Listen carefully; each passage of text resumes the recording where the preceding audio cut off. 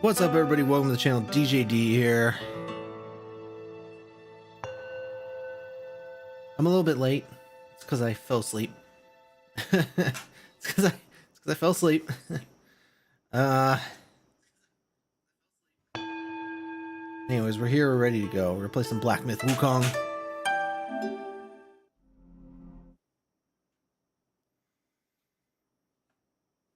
We're well on our way in chapter 4.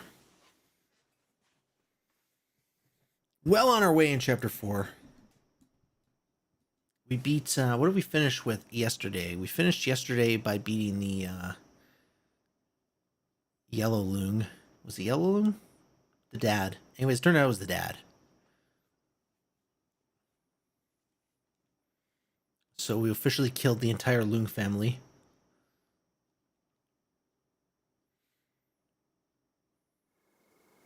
And now we're just exploring, moving on, you know?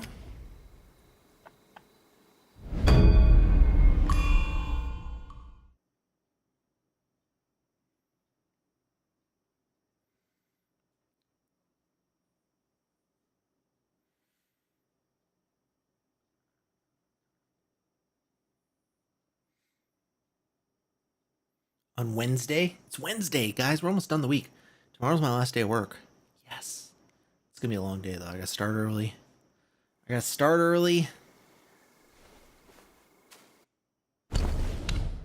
I gotta end late. I am tired. Didn't they say there was something like 90 bosses? I saw somebody say there was not. Because rumors originally said there was like, 81 or something like that. Because there's 81 trials in Journey to the West. But I think I read most recently that it's 91. And I guess some are not marked necessarily. But we only have 47. There's no way we only have 47 out of 91 bosses. I guess some of the characters were bosses too. Not all of them, but some of them were.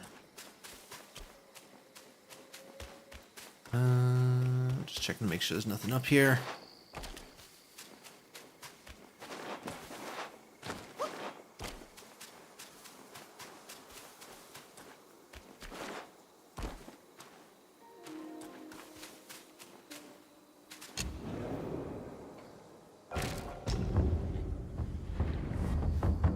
Alright, let's go. So,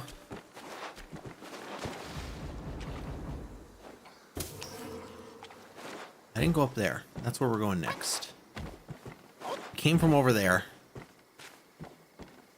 And now I have up here to go.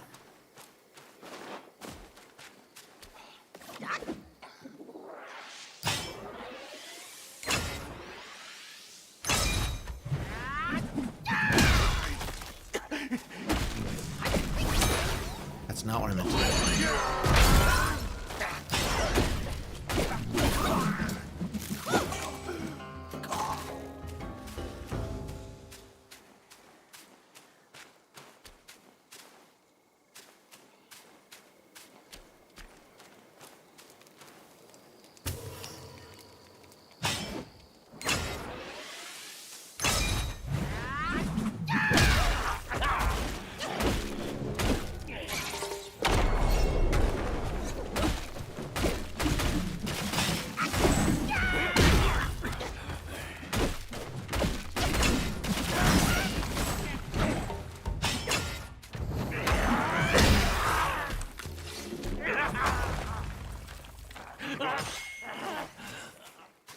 Down, my guy.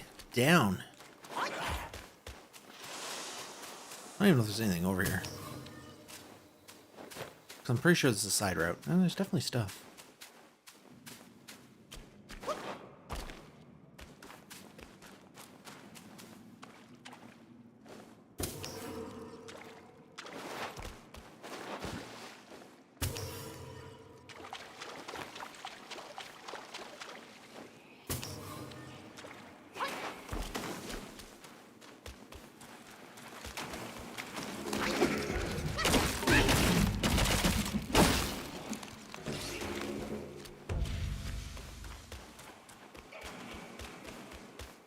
Am I poisoned? When the hell did this happen?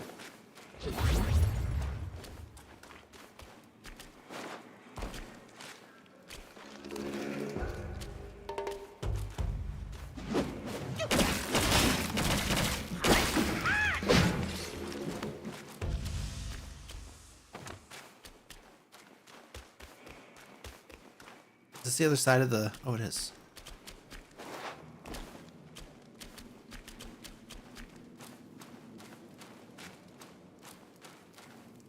Yeah, you're gonna watch me absorb this. You're gonna like it. I do remember being over here. I remember being on that side.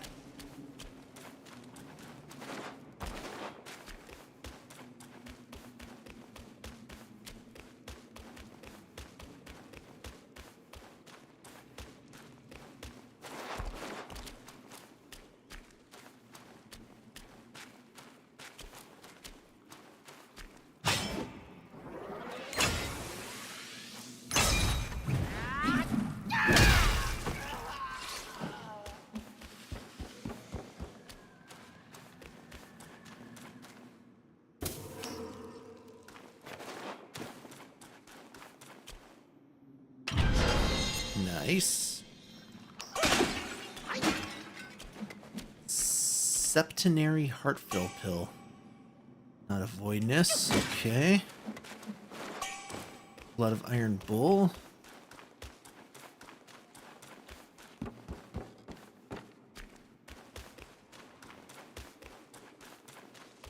very, very quiet. Alright, I can go over there. Oh, there's another purple thing.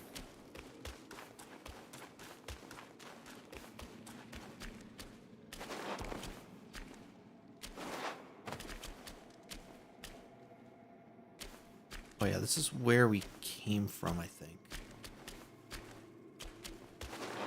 Remember we had to cross that web bridge that we got shot off a couple times?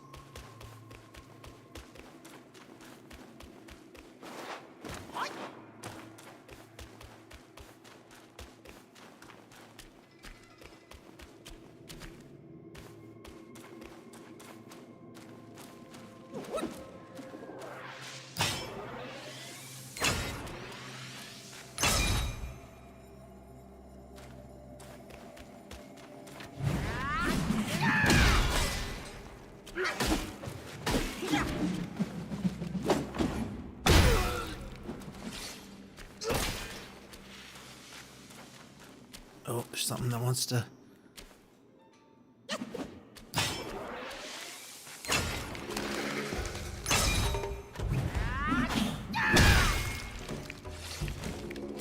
Something big there that wants to kill me. Or something blue. Okay.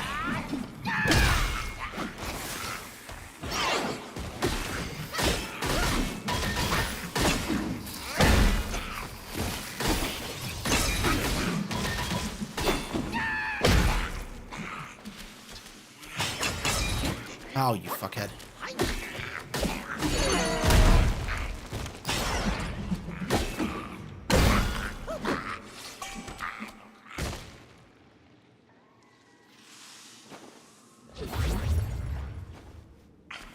I'll take this.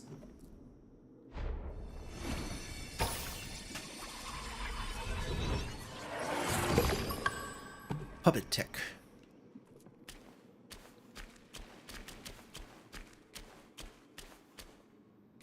I've only ever found one tick crawling on me. In real life. In real life. And it was before it like burrowed into me. Because I just remember sitting there one day. And, fuck, I don't know if I've been down there. And I don't want to make an assumption. Yes, I have, because that treasure chest is open. I was sitting there, and like my leg itched. And I remember bending, like, you know, my ankle. And I remember going down to scratch it. I scratched a little bit. I came back up and there was blood on my hand. What the fuck? So I looked down there and I saw like a little... So it just started burrowing in and it was... And I caught it.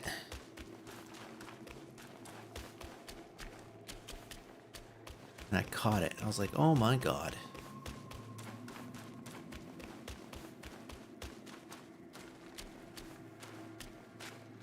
Which kind of makes me wonder, like, I don't know. Maybe that was a defective tick, but how do people not notice they're being bitten by a tick? Because I fucking felt it. It didn't hurt or anything, but it itched.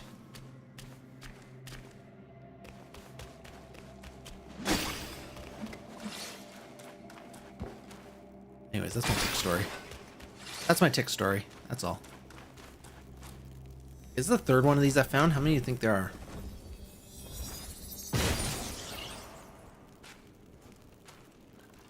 I feel like 3 is a good number.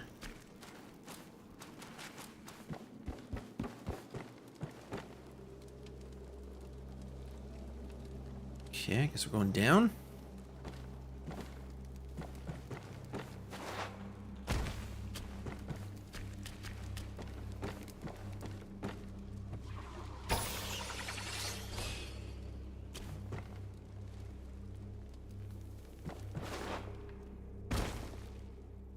Okay, it's possible this is oh yeah, okay it is, because that's the bridge now. But now, that begs the question. I guess we just go back where we came, right? Oh yeah, I know where it was. Okay. I remember. I remember. When we fought our mentor pig. When we fought our mentor pig. He went and like crashed through that's not what I meant to do. A wall. Should I go do the scroll thing first? Let's go do the scroll thing and see if there's anything I can do.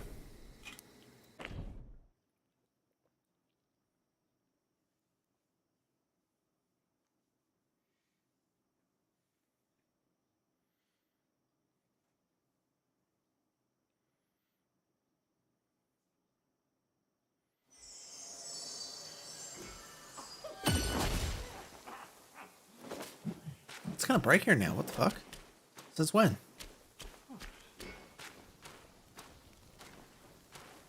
Mine eyes doth see the dell from the confines of my abode.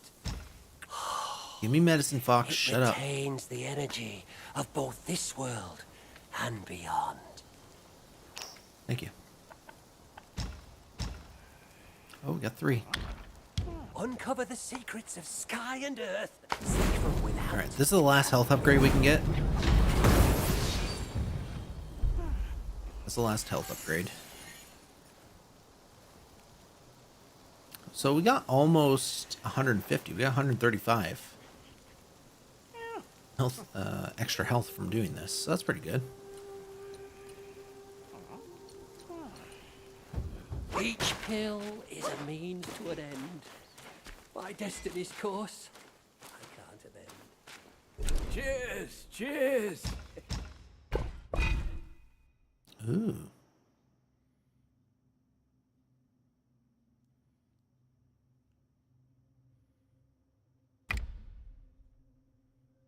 Oh, I need the 2 hands. This isn't even like... What does that mean? Health recovery is halved. It's not even good. I guess I'll buy it because I got so much money, but... Fancy doing. It's not even a good gourd.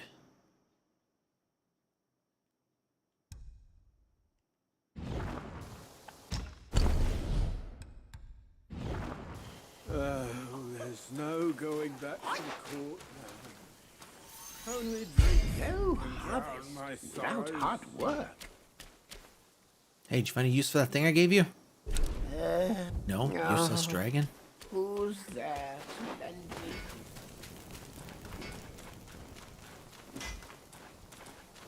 Bloody useless dragon. What about you?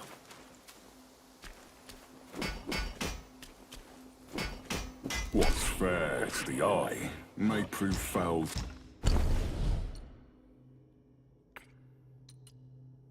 No. I can't help you when you're dead out there. Oh, these guys are useless. They're all useless.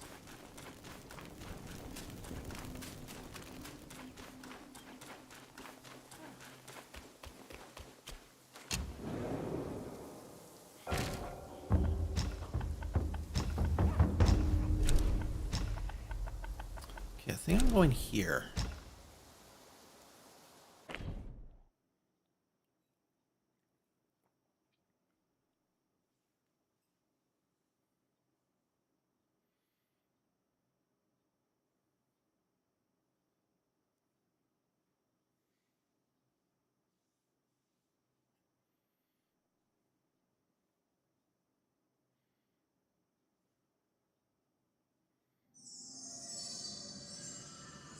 Hut of Immortality. And then, yeah, he crashed through this here. This was blocked off before the fight.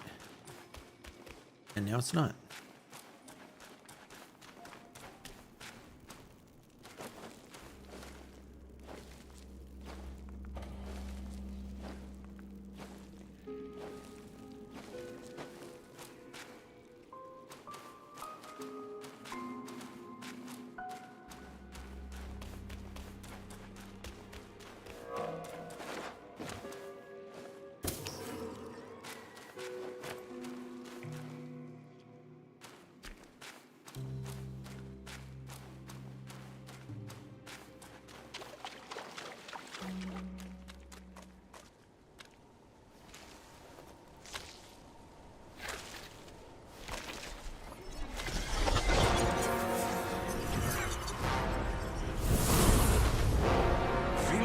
monkey?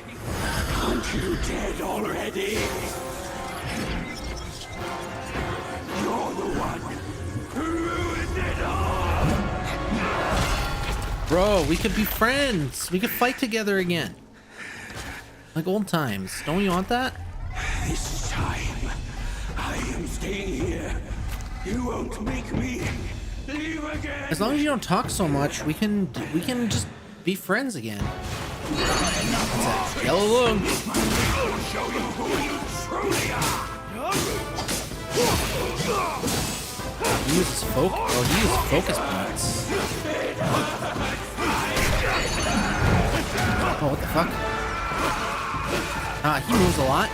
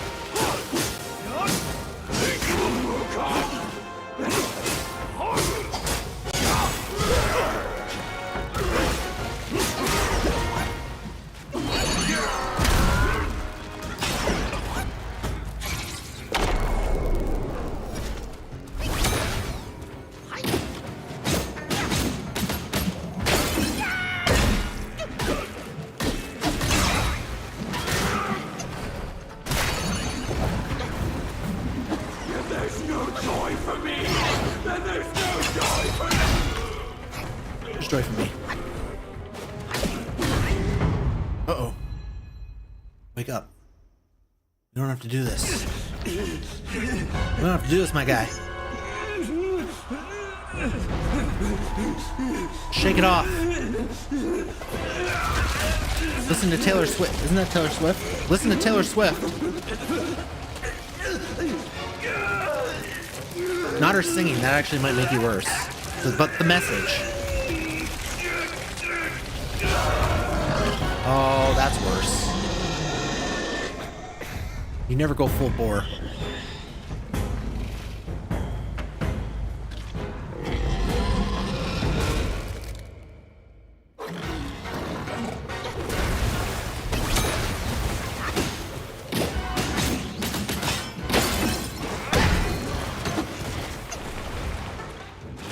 Don't go full bore, my guy!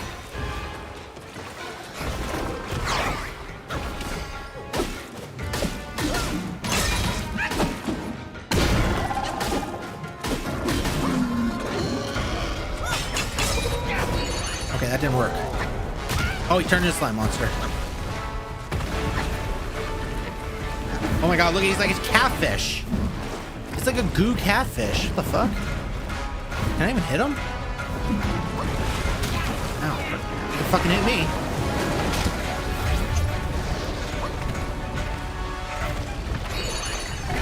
I just have to wait for him to go full bore again. Oh, now he's a rhino. Oh no, now he's 2 rhinos. Now he's 3 rhinos. There's too many rhinos, bro.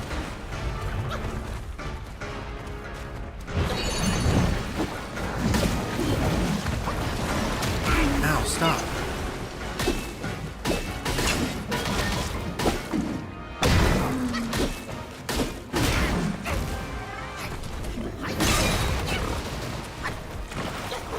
I'll do it. Okay, can you just take 2 seconds here so I can heal?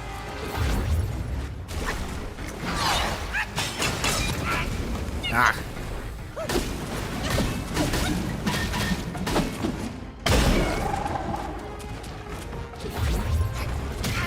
That didn't even hit me. What are hitboxes for 200, Trebek?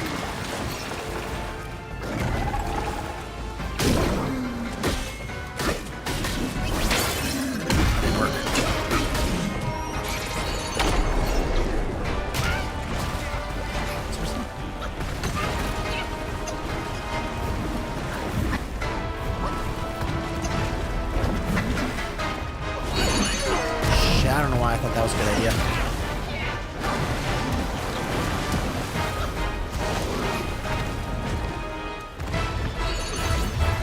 he's gonna go boar or rhino. You know what? I'm gonna use this, so at least I stay out of the. At least I stay out of the danger zone a little bit. For a few seconds, anyways.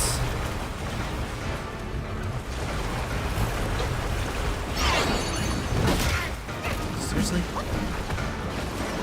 Oh my god! I thought he was done. Okay, now he's done.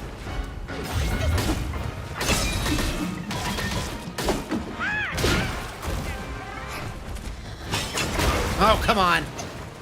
Oh.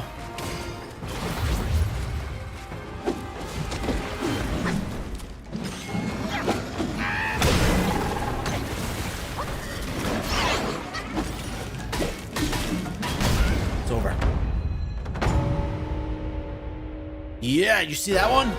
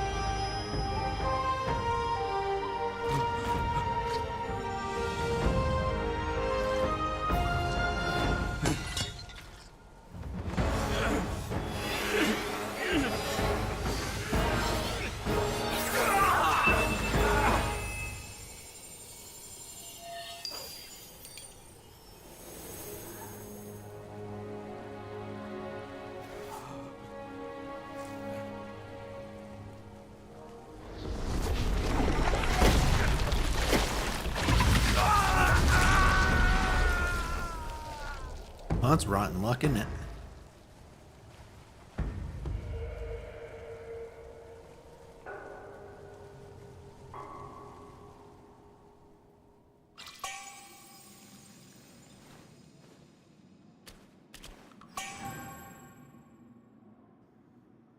Hey, we got his needle. We got his forehead needle.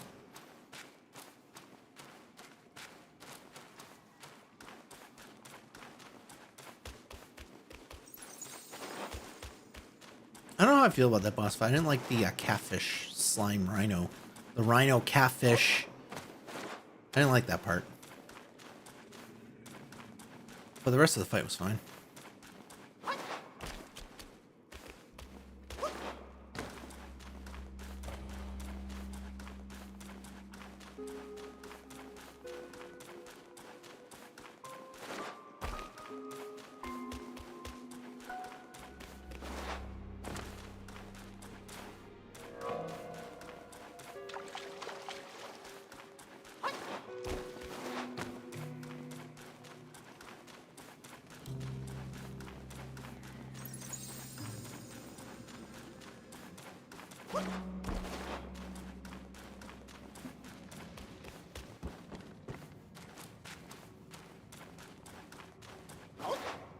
Treasure chest? Nothing like a free treasure chest.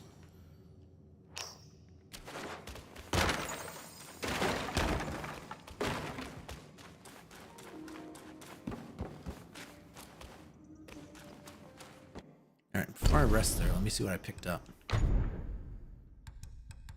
Something increases damage reduction. This effect is enhanced when equipped with Gold Sun Crow. The fuck is Gold Sun Crow?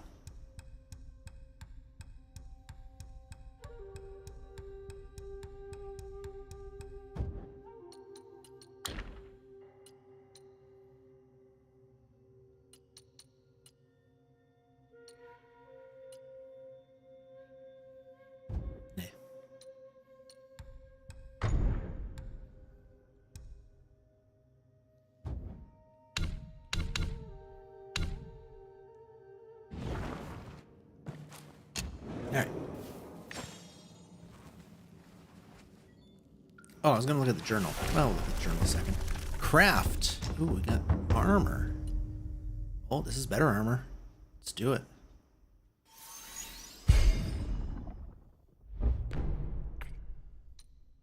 course, because then you find gold thread, which is, like, not common.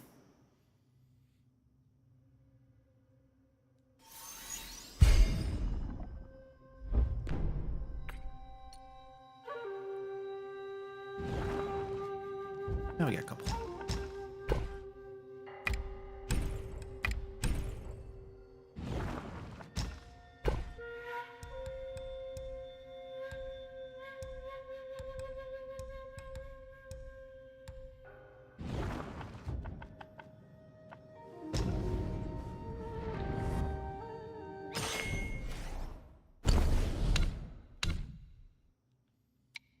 Oh, Zhu Bajie was a character, but not one of the three. Interesting.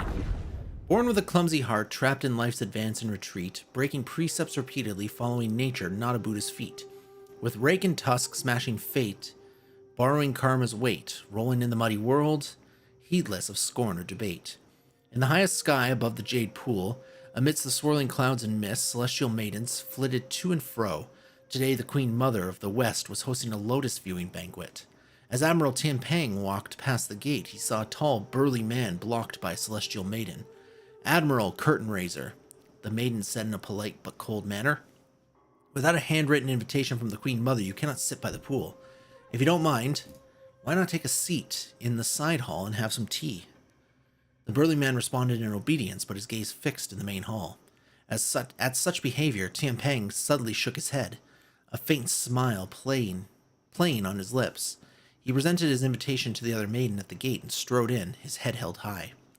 The banquet was in full swing, with celestial officials exchanging toasts, their joyful laughter resonating throughout the hall, creating an atmosphere of mirth and merriment. Tian Peng, an admiral who guarded the celestial river, seldom attended such festive gatherings. However, he managed to greet everyone as if he was well acquainted with them all while mindful not to overindulge in wine.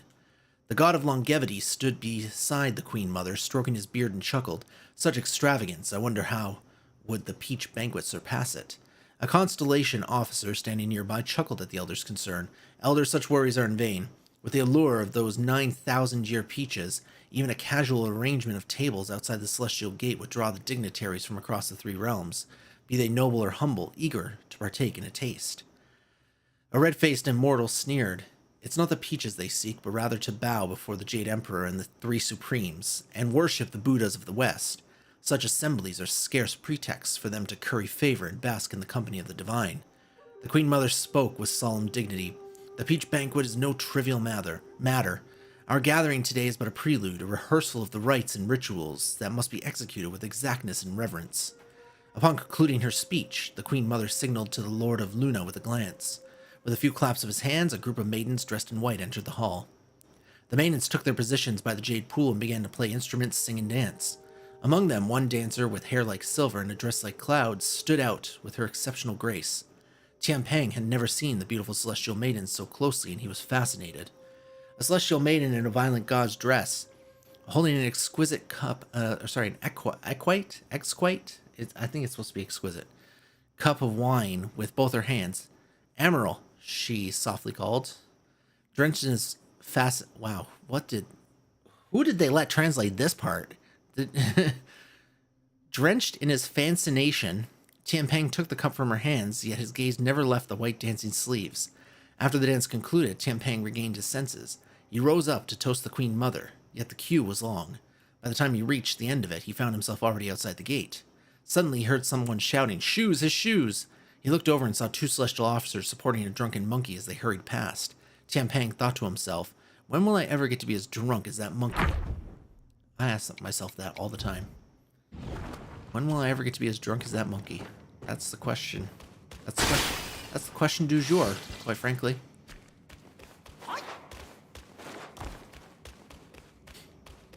And there's not even ever a monkey around. That's just the question I ask.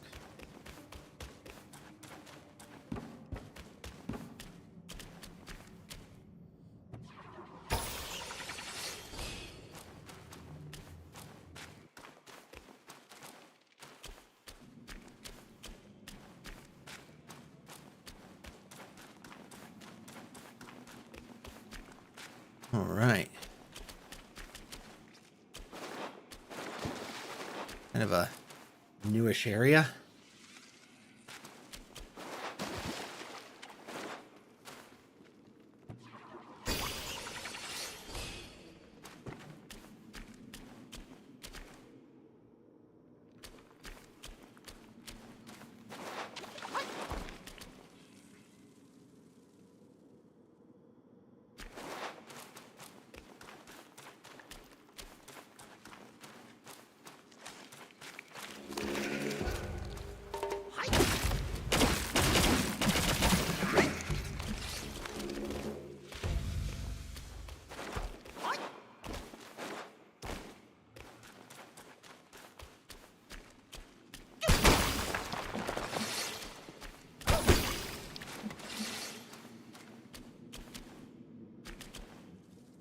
I can go down there in a second, but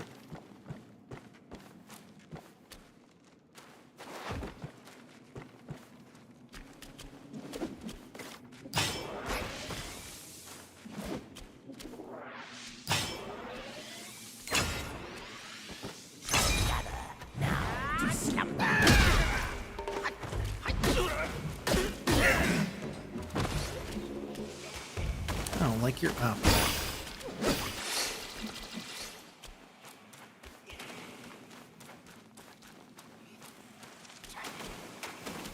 Good thing those things can't hit the broadside of a barn.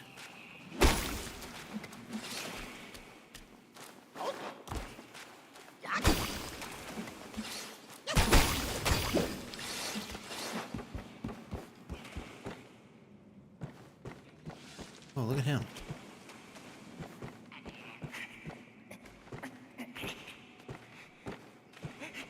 Don't go anywhere.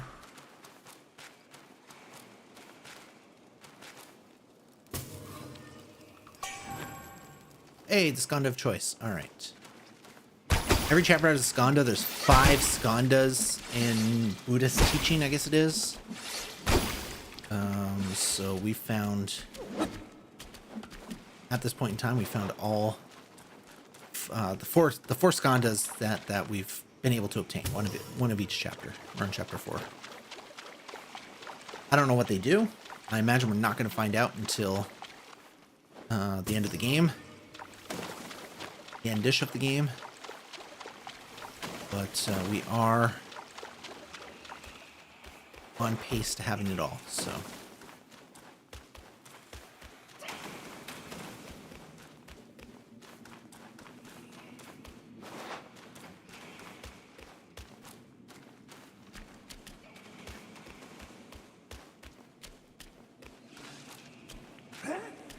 A monk? Save him!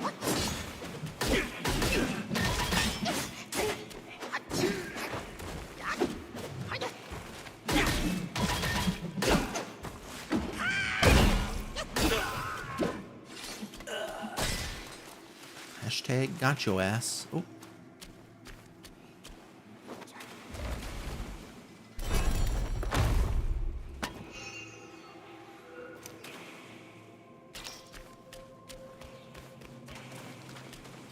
Are they still shooting at me?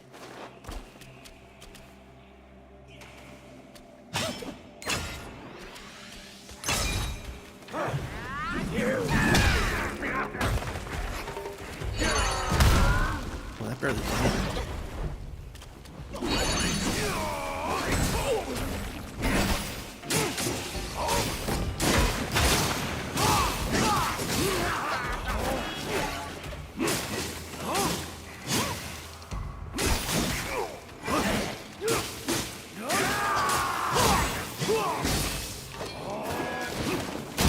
Yeah, baby. That was badass.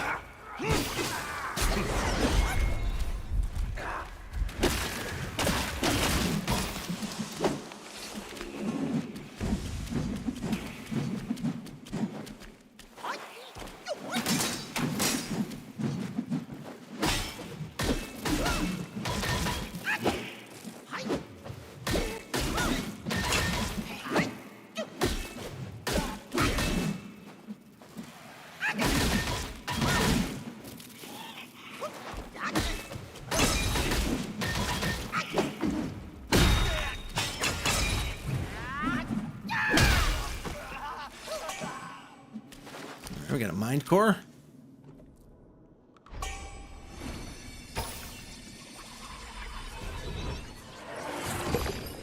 Why does everything give me iron bull blood? Fight insects, you get iron bull blood.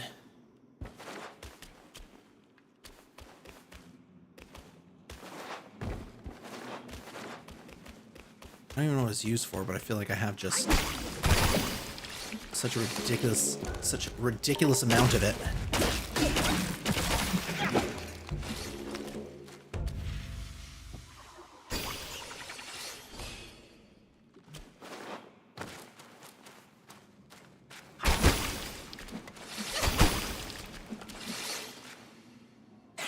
Oh, come on.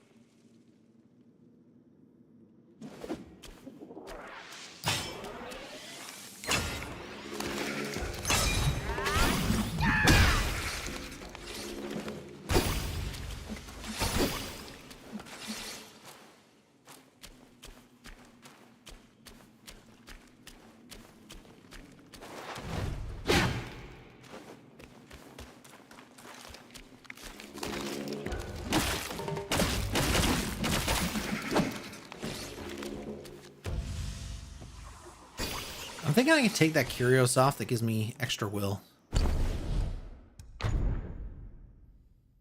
Slightly increases will from defeating enemies. I don't think I need that anymore.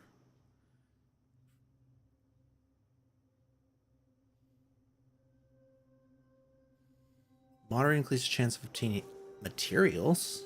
Maybe? What kind of materials would it give me, though? So we can see.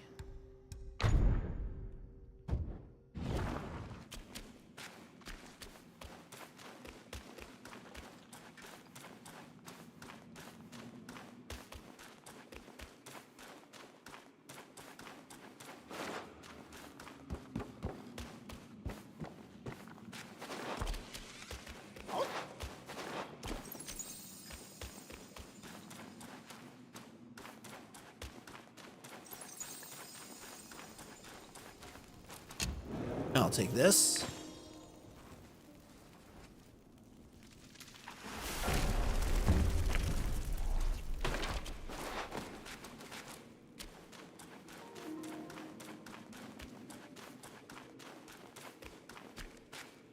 Oh, we got something.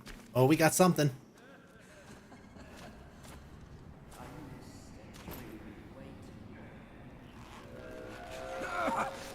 Why dredge up the past? Aren't we here now?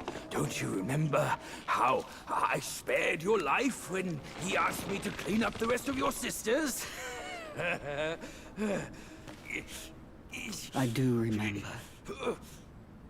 And more than that, I even remember how I survived on my sister's flesh after you left. That's not all on us. We all have it tough. The culprit is that centipede. All would have lived if he didn't weigh my master's flesh over your lives.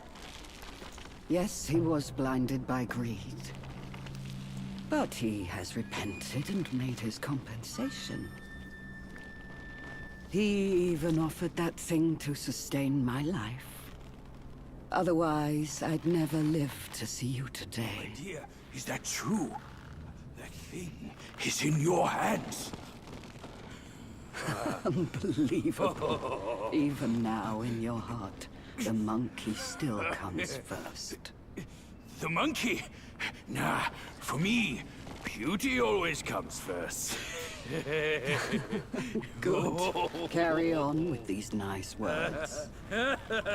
Once I'm satisfied, I might lift my finger and tell you where to find it.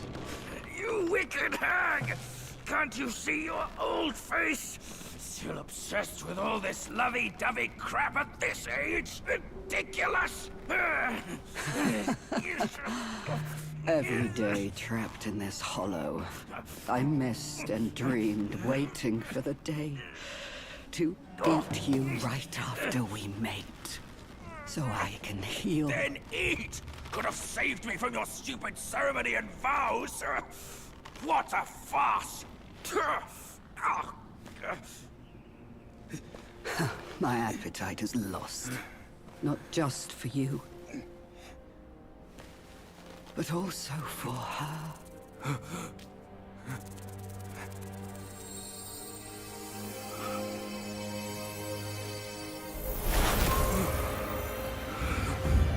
Mother?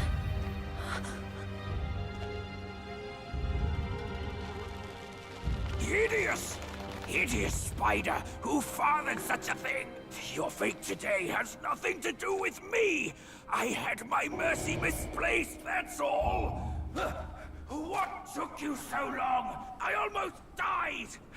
Now Go, go call quick, your this sisters. hag, and get me down! Monkey's the bane of my life. Why do you always have to ruin my plans? In what way am I any less than monkeys? This monkey that you love. I'll chop his heart, slice his liver, and make you eat them! Alright, let's do it. Sister Act. Let's do it, Grandma.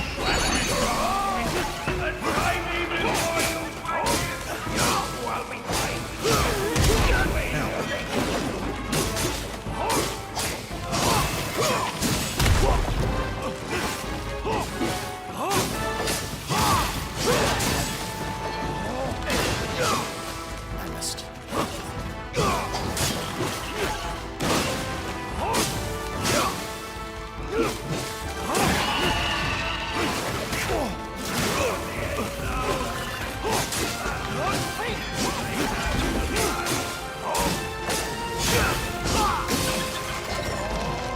Ah, I always miss the fucking...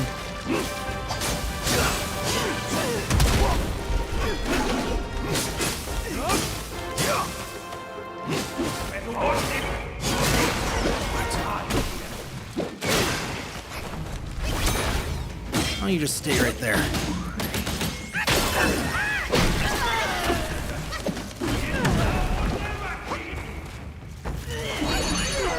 There you go.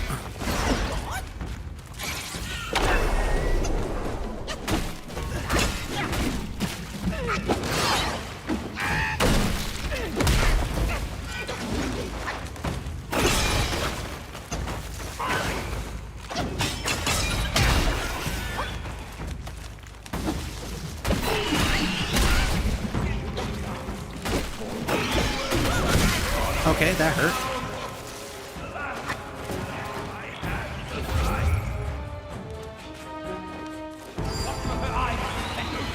I don't know what that means. Watch for her eyes.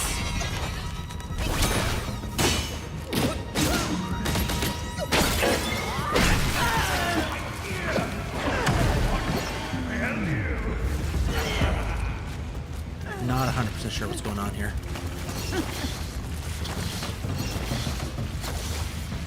Oh, I see. Now I see. Hold on, I'm getting...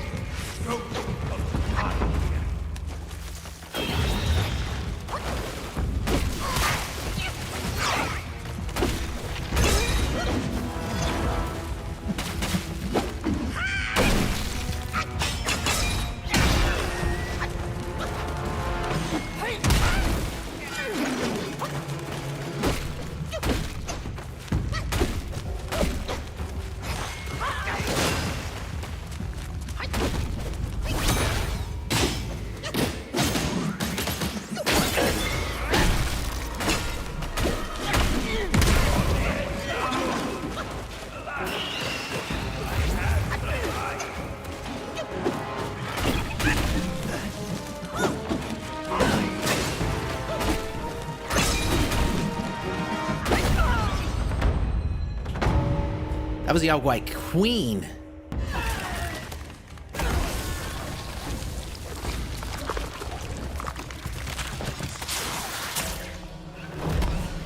Yeah, you better run.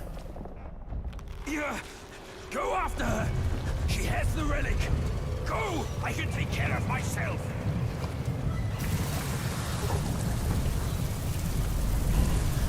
This is kind of a problem. Should I be hauling ass here? Oh, I definitely should.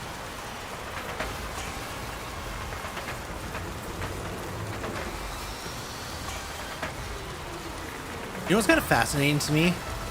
You know all these Western developers now, when they put spiders in their game, they're like, oh, we're gonna add a arachnophobia mode. And the spiders will just be blocks. Like, there's several games like that that have released probably within the last 3 to 5 years that have done that. This game doesn't fucking care. This game's gonna send a tidal wave of spiders after you, and you can't turn those motherfuckers into a block, alright? You are gonna suck it up like the rest of the world.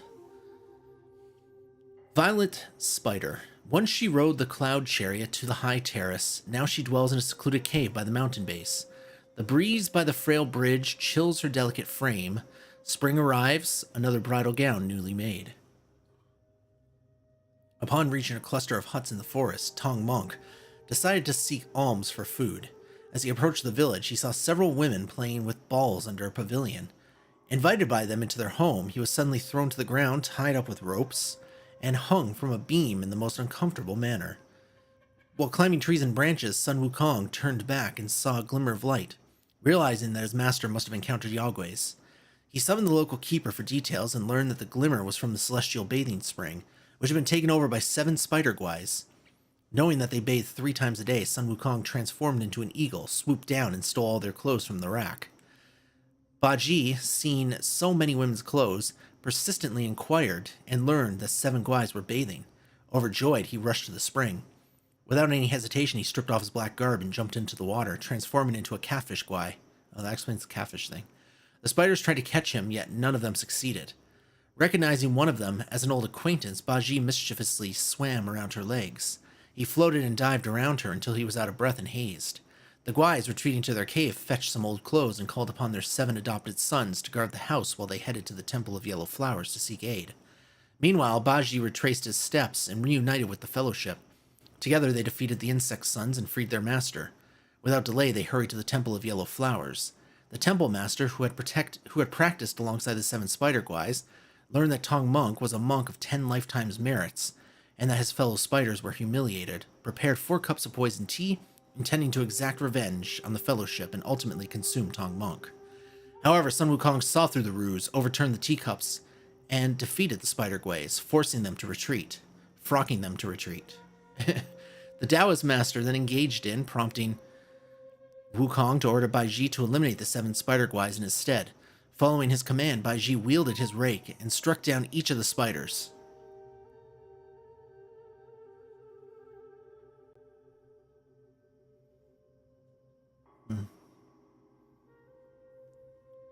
Sparing only the last one. Remembering their brief affair in the water, he hesitated and with a final thrust of his rake into the ground, told her to flee for her life. There we go. Okay, time to run. Oh lord, they still coming. Oh lord, they're still coming.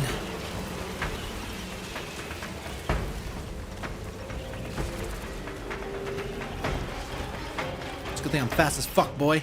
Uh-oh.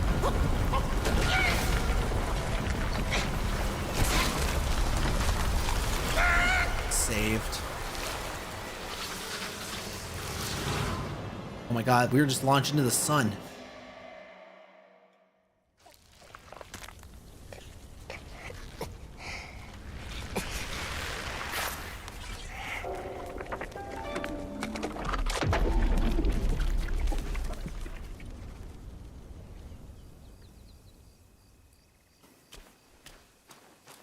I could have escaped him by myself, bro.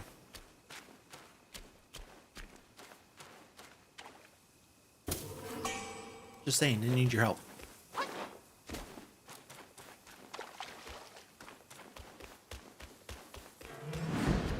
Temple of Yellow Flowers. Alright. Oh, there she is. Oh, no, that's a bad guy. Never mind. Never mind, that's a bad guy.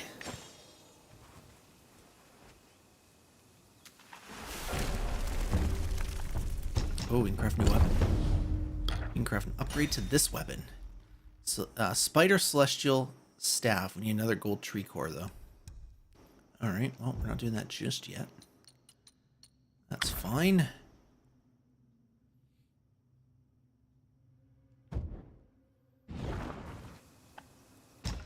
Okay, pretty sure I can craft armor now.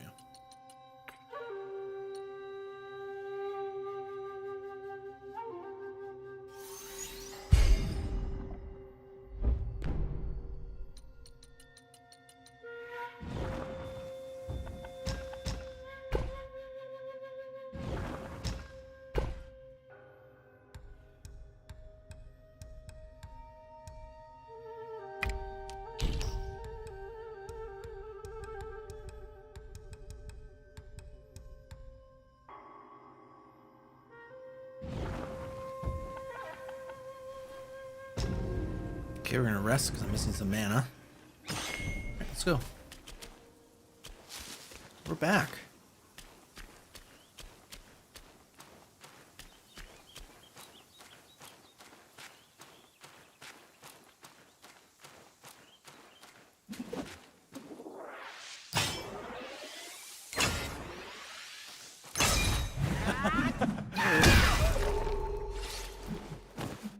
Don't laugh at me.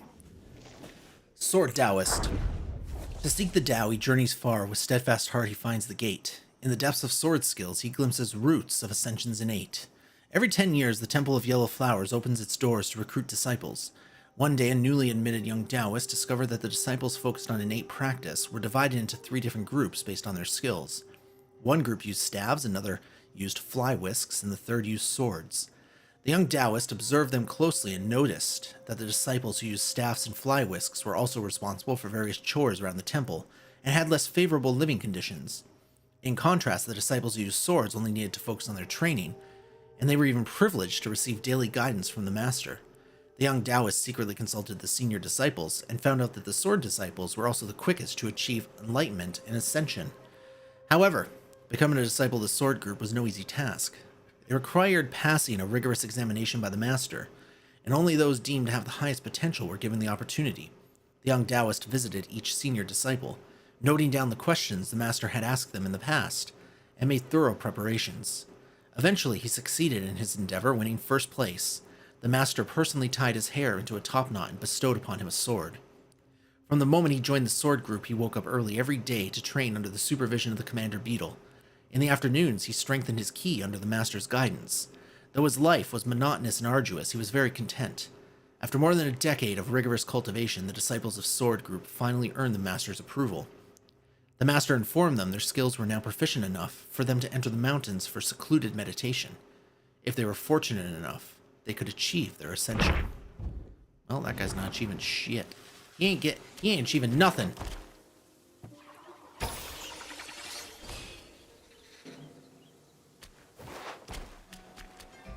But he should feel honored that he just got cut down by Sun Wukong. Well, one of his clones, I guess.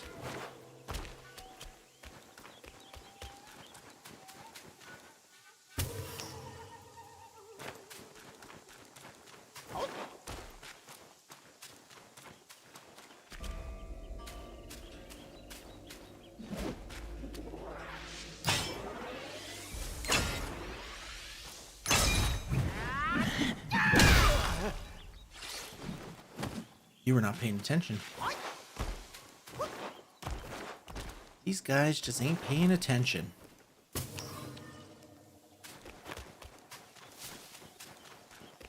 They're screwing around too much. We're screwing around.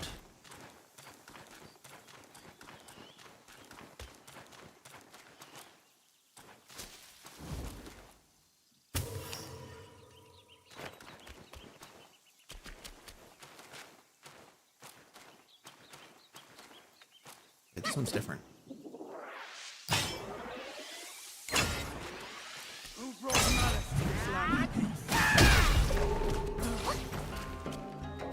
They fall all the same. Fly Whisk Daoist. The wide robe and crane cloak flutter in the wind. Why should we compare the righteous and the unrighteous? Praising virtues and merits disturbs the sweet dream. Whisking the dust and sweeping the earth disturbs the void. In Petalfall Hamlet lived a Daoist. He had taken his vows last and was the youngest, and thus the Grand Master doted on him. He too was glad to wait on the Grand Master at all times. If the Grand Master extended a hand, he served tea. If the Grand Master lifted a foot, he removed his shoe. He swatted flies, fanned the breeze, made the bed, and tidied the covers quick and thorough in his duties. The Grand Master favored him greatly. His fellow disciples burned with jealousy, but they couldn't stoop to such fawning. They could only speak ill of him behind his back and bully him to vent their ire. One day the Grand Master held a test to assess his disciples' learning. When it was the turn of the youngest, he decided to be lenient with him. He only asked him to recite a passage from the scripture of Tao Te Ching. The young disciple put on a smug face and chanted in a loud, clear voice, "The Tao produced 1-1, produced 2-2, produced 3-3, produced all things." The other disciples had long awaited this moment, and their wish was finally granted. They roared with laughter and even stole glances at the Grand Master to see his reaction. The Grand Master, furious, stormed off in a huff. The other disciples then warned the young one, "You've committed a grave blunder and incited his anger today. Don't dream of learning any solid skills from him now." After the incident, the Grand Master shunned the youngest disciple, but then he found he had no one to wait on him properly. Over time, he reminisced about the young disciple's attentiveness. Before long, the disciple was summoned to serve him again. But when he saw the disciple's disinterest in Taoist learning, his aversion returned. One day, the young disciple implored the Grand Master to teach him some skills, and the Grand Master took the fly-swatting, fan-waving motions the boy did each day and made them into a set of moves. Who knows if it was meant as sarcasm? In the end, he taught the boy those moves and wind-wielding techniques, and that was all the boy could hope for. Don't be a fuckhead. Don't fuck around, you can find out. Alright, if you're spoiled, you gotta know, you gotta know who your mark is. If you're spoiled, you gotta know how far you can take it. And I feel like a lot of spoiled people don't know. And many of them find out. Many of them don't, though. Many of them spend their life spoiled. That's just all there is to it.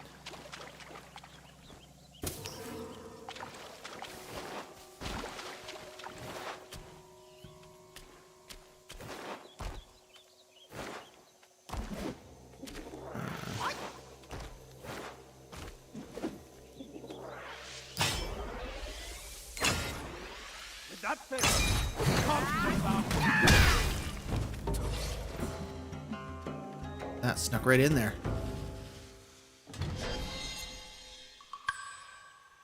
Bee Mountain Stone. Oh, I can't actually do anything here.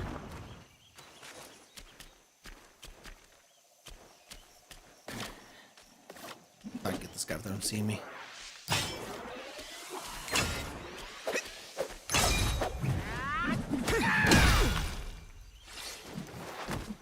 What's that dragon motherfucker there? We'll get him. We'll get him.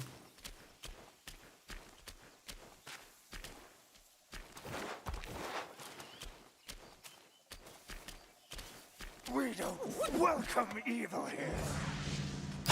But you can.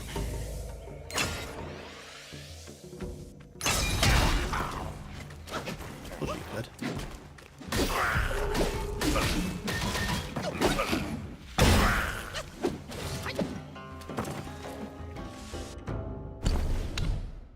Man, we're really cleaning up these missing lesser Yaoguais. Staff Daoist. Fairy mountains, clouds, and waters are connected to the horizon, and home is nowhere to be seen. Holding a stick, I walk far into the dangerous nest and enjoy the white snow and yellow buds. Long ago, a mountain village sat on a ridge teeming with insects. Strange things kept happening, so the villagers all moved out, leaving it a deserted village. In the village below lived a young man. His mother had died, and his father was a poor wastrel who paid him no mind. The villagers looked down on him and often abused him. He felt he couldn't endure such disdain, so he fled to live in the abandoned village. Little did he know the village was claimed by a swarm of insect guais. As soon as the young man reached the ridge, the Yaoguais seized him. He didn't fight back, as a deep-rooted death wish stemming from a life without attachments had long infested his heart. Seeing his resignation, the insects didn't harm him. Instead, they provided him shelter in a dilapidated shack. That night, a middle-aged Daoist brought him food and clothing. "I heard you have nowhere to go, so I brought you some things for daily use." If you don't mind, take me to your master and stay here. Take me as your master and stay here. I can teach you practices for ascension. The youth hadn't been cared for in so long. He eagerly donned the Daoist robe and performed the rites to acknowledge his master. From then on, he lived and trained with the insect guys. They spent their days dining and walking together, and at night they slept side by side. One day, a scholar barged into the young man's room. I've just escaped from the Yaoguai's lair. They had trapped me in a cocoon sack, and I'm unsure of their intentions. I'm fleeing this place. You're human, you should come with me. The young man shook his head. I'm content here. Why should I leave? The scholar grew angry. Because they're Yaoguais and you're human. Even if they don't harm you, staying with them long enough will turn you into a Yaoguai as well. You're right, the young man said as he grabbed his staff and knocked the scholar to the ground. But even if I turn into a Yaoguai, I'll do so gladly. The scholar deemed that the young man was past saving. Gritting his teeth against the pain, he crawled out the door and fled alone. Well, you know, he wanted what he wanted. I'm going to say there's nothing wrong with that.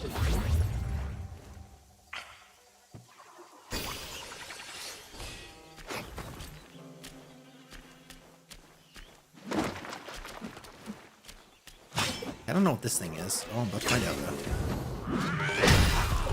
though. Okay, never mind. That wasn't... Never mind. Snake Herbalist. Pine, bamboo, plum, and blue are blue in color, but they have the heart of jackals, tigers, and leopards. I have no idea what the fuck that means. Collecting herbs in all the mountains and rivers, they have no desire to help the world. In the old days, there was a Taoist temple at the foot of Purple Cloud Mountain. An ascetic Taoist nun, worn from her long travels, sought shelter there one night. The temple nuns, moved by her devotion, offered her hot water and fresh clothes. As she bathed, the nun heard a sound from the rafters. Without showing any sign of alarm, she put on her robe and nonchalantly picked up her fly whisk. With a gentle flick, the whisk stretched and coiled with her motion, snaking up the rafters and seizing a Yaoguai. Alerted by the commotion, the temple nuns rushed into the room to investigate. On the ground crouched a snake guai with green scales, unfazed by its capture. It seemed the nuns had been its prior victims, now taking turns to scold it. The snake guai looked at them with contempt and puffed out its cheeks to spew green venom in every direction. Anyone struck by even a drop collapsed at once, writhing in pain. As the guai had no remorse, the nun took out a wispy golden needle, prepared to destroy it. Only then did the snake show fear. It pleaded at once. I'm just a lesser herbalist guai from the mountain. In my basket outside is the antidote for them. Please, will you spare my life, immortal lady? Hearing its sincere plea, the nun granted its mercy. The guai rummaged in its basket and handed her some small white pellets. These are the leaves of the pearl tree. They're rare in the mortal world and can cure all venoms. It fed one to each Taoist nun, and they recovered at once. After that, the temple always had tree pearls on hand, and many afflicted by venom came here to seek aid. But the high cost of a tree pearl meant many, unable to afford it, had to face the toxin's fatal outcome.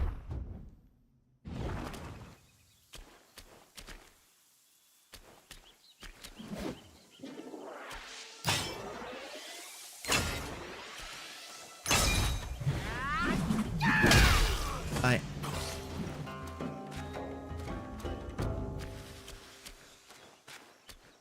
Bye-bye.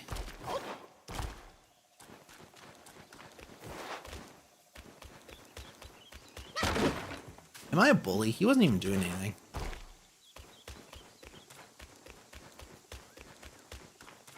He was just chilling in a corner. He wasn't guarding anything. He wasn't hurting anybody. He was just chilling in a corner. And I just said, and struck his ass down. Kill.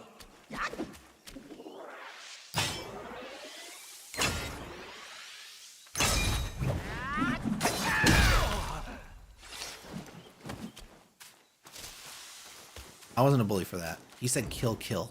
So this is that guy.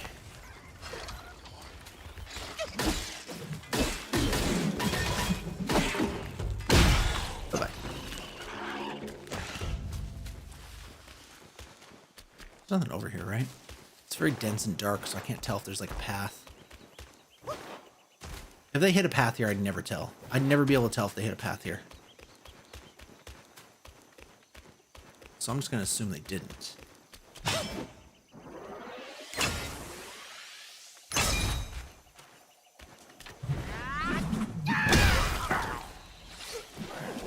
Why is that a tiger? Why is that a tiger snake?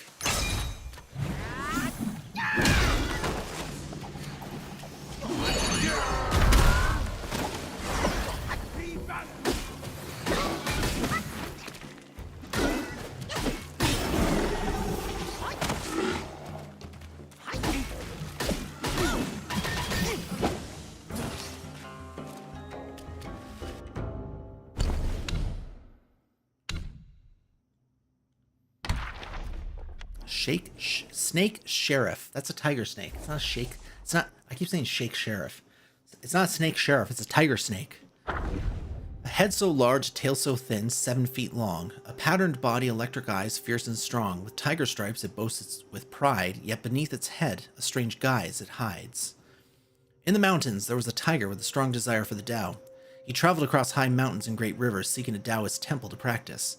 However, his Taoist affinity was thin, and he couldn't find a master willing to accept him until he reached the Web Hollow, hoping to apprentice under an accomplished immortal. Initially, the immortal master refused to see him, disliking he was a tiger and unlike the other disciples. The tiger knelt outside the mountain gate for several days without rising. Seeing his sincerity, the immortal master gave him a chance and accepted him as an outer disciple. Unexpectedly, the tiger lacked perseverance. After the initial fervor of apprenticeship, he didn't put in the effort. The immortal master advised him, cultivation relies on oneself, not the master. But the tiger couldn't grasp this and was punished to guard the mountain at Hollow Forest. Feeling resentful, the tiger became even lazier, spending his days lying idly under a tree and cursing his master to pass the time. One day, while half asleep under the tree complaining about his master, he suddenly heard a soft sigh and felt something slip into his mouth. Startled, he sat up, but there was no one around. He retched for a long time but couldn't expel anything, thinking it was just a dream. After some time, the tiger's neck became long and thin and he could no longer speak. He diligently patrolled Hollow Forest every day. People whispered amongst themselves. He started his Taoist practice with enthusiasm but ended poorly. The master must have punished him, which is why he looks like this now. We should all be careful in the future. There you go. Learn your lesson the hard way.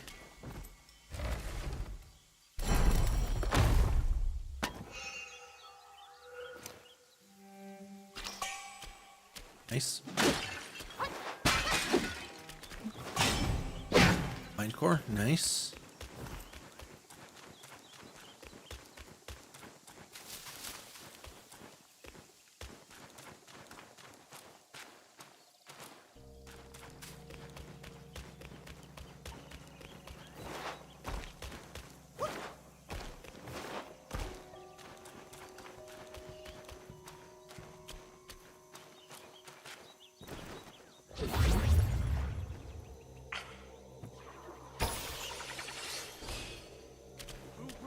Oh, I didn't see this guy.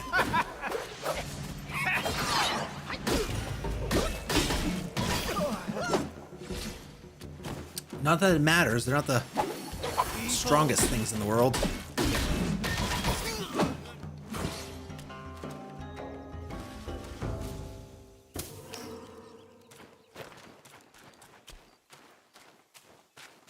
Not really the strongest things in the world or anywhere else, really.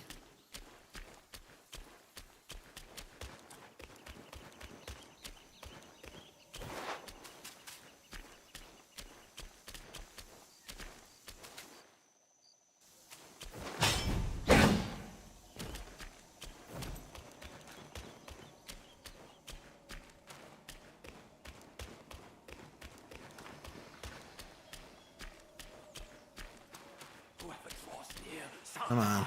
There's one on my left.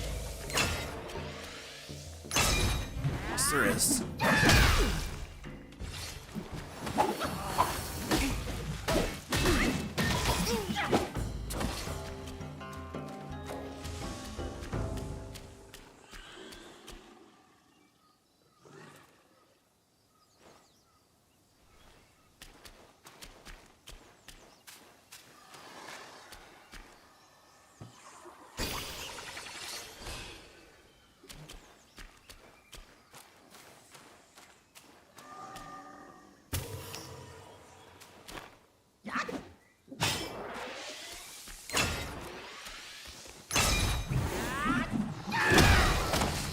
So it's supposed to be one of you. I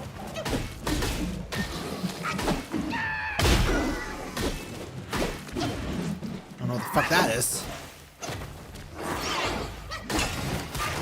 Okay.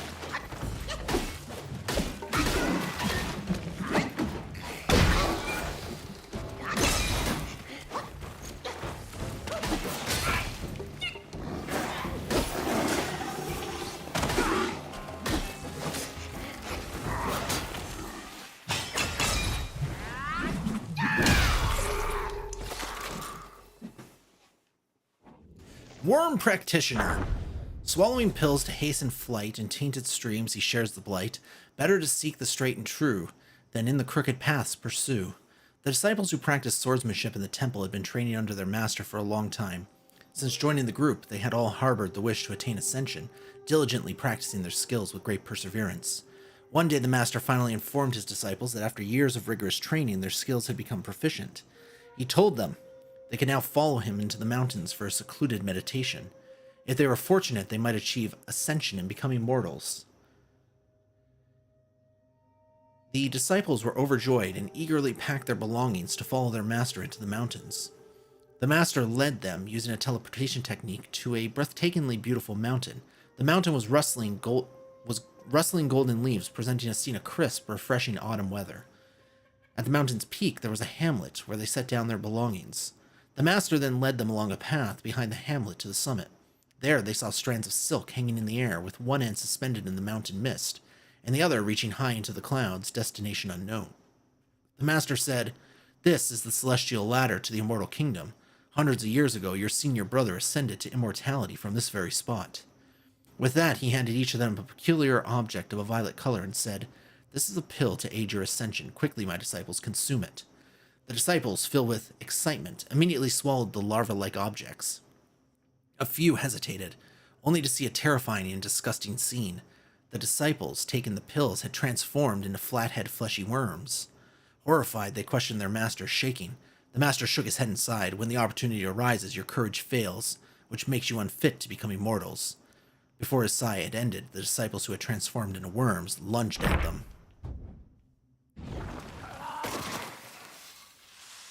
The story here is to never trust anyone. All right.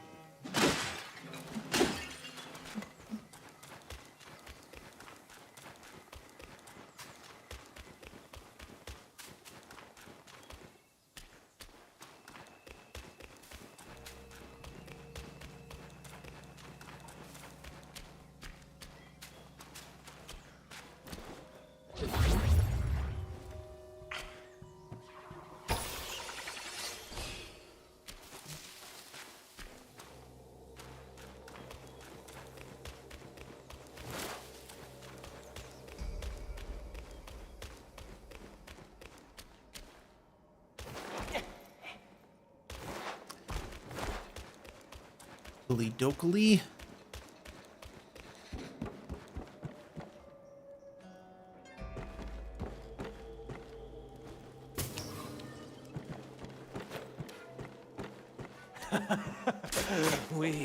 Wow, bro, that was so rude.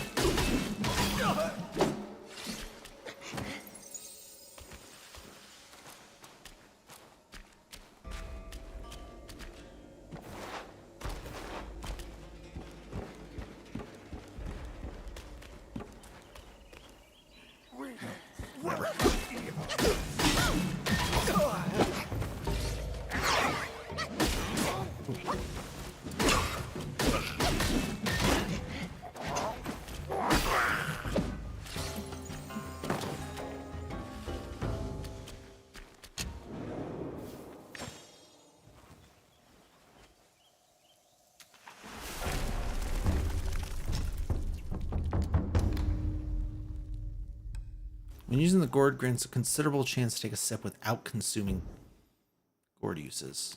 Again, if I had 3, man. If I had 3 soaks, then I'd be like, yeah, sure. I'll put something on there. But 2 is just not enough to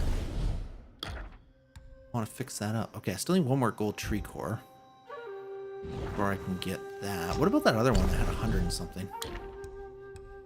Kunsteel. I need a Kunsteel.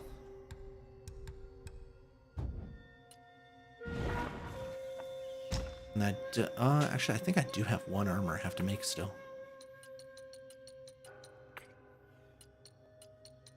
I think my leg armor. Yeah. And I can. Very good, very good.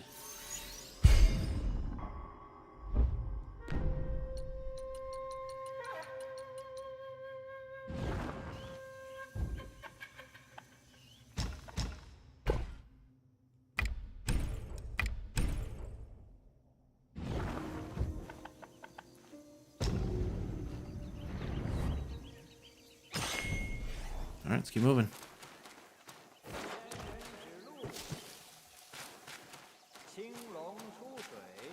Excuse me, what'd you say about my mother? God,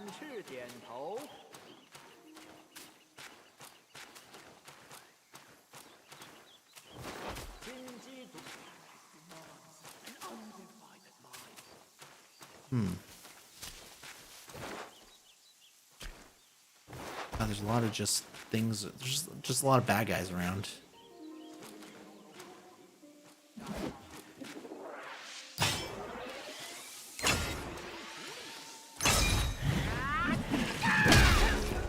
We didn't die?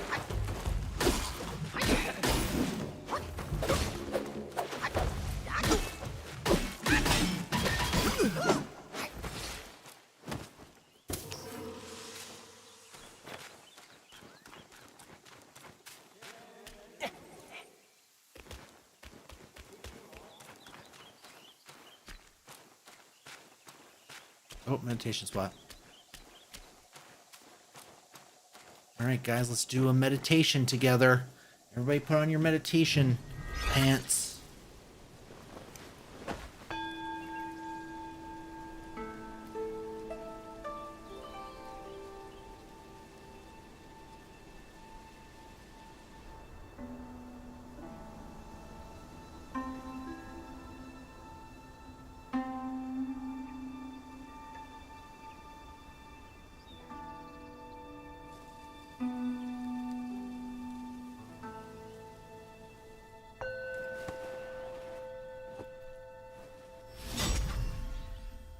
Very nice. I think we still have 2 more of those we gotta find. Yeah, we do. Still, doing good. Also, I think I have enough that I can... Stop, Wukong! I have enough that I can upgrade. Let's see, what do we want? What's going on over here? Let's see.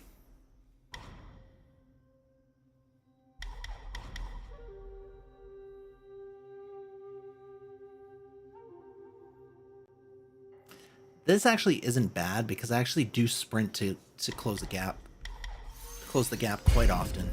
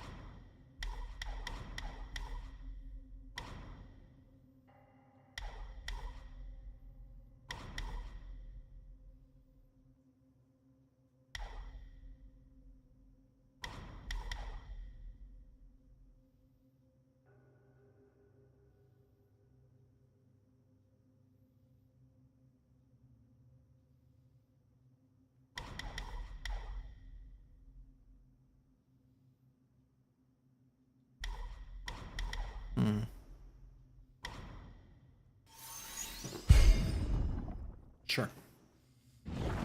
All right. Kind of getting to that point. You know, there's always a point in video games where it's like, oh, there might be a lot of skills left. But are there a lot of skills that... What are there skills left that fit my play style?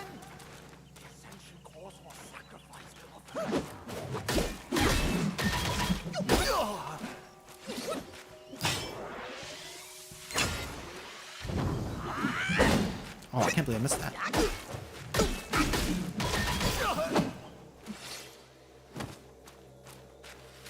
Why is there a crane here? Oh, I was gonna kill it.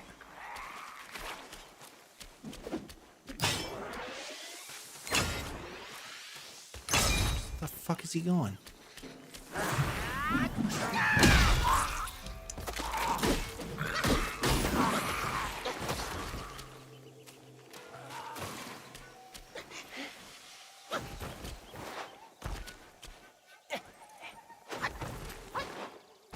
cranes were trying to tell me something, but they weren't.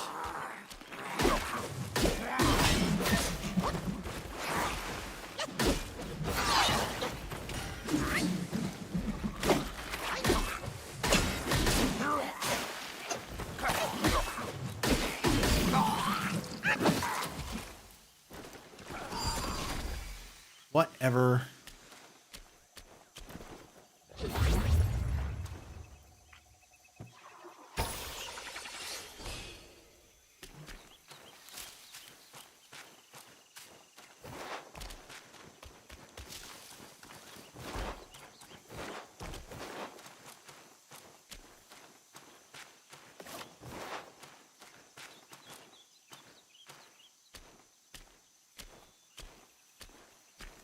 I will kill one of them!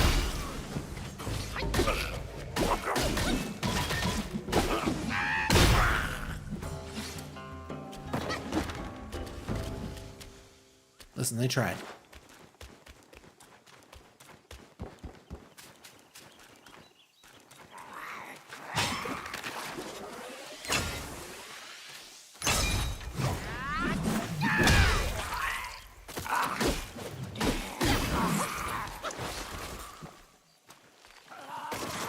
I knew that was a bad guy.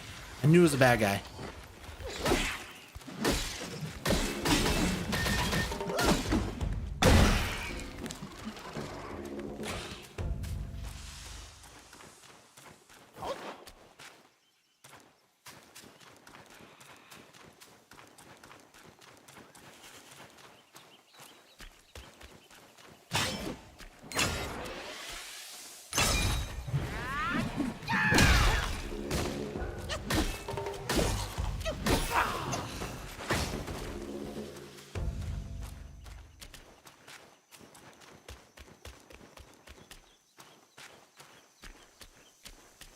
Oh, we're getting somewhere, guys. We're getting somewhere. I don't know where, but we're getting somewhere.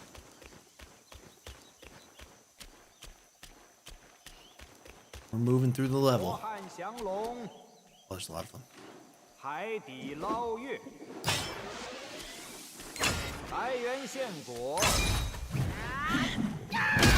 Oh, it's Commander Beetle. This could be a problem.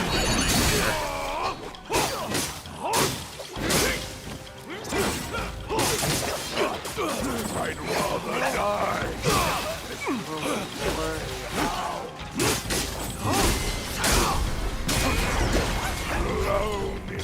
That's it. Gotta even the odds.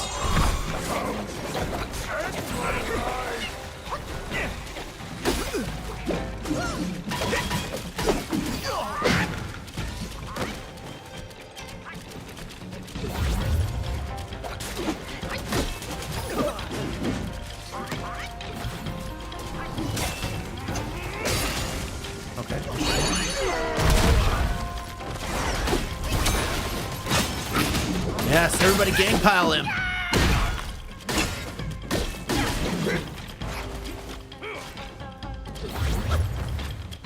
don't know what he's doing. Oh.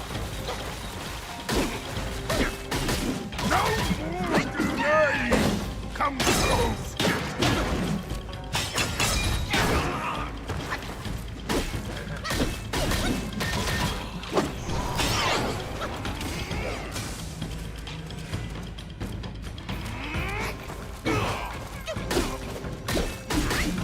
I heard so much about you, Commander Beetle, but you're kind of letting me down.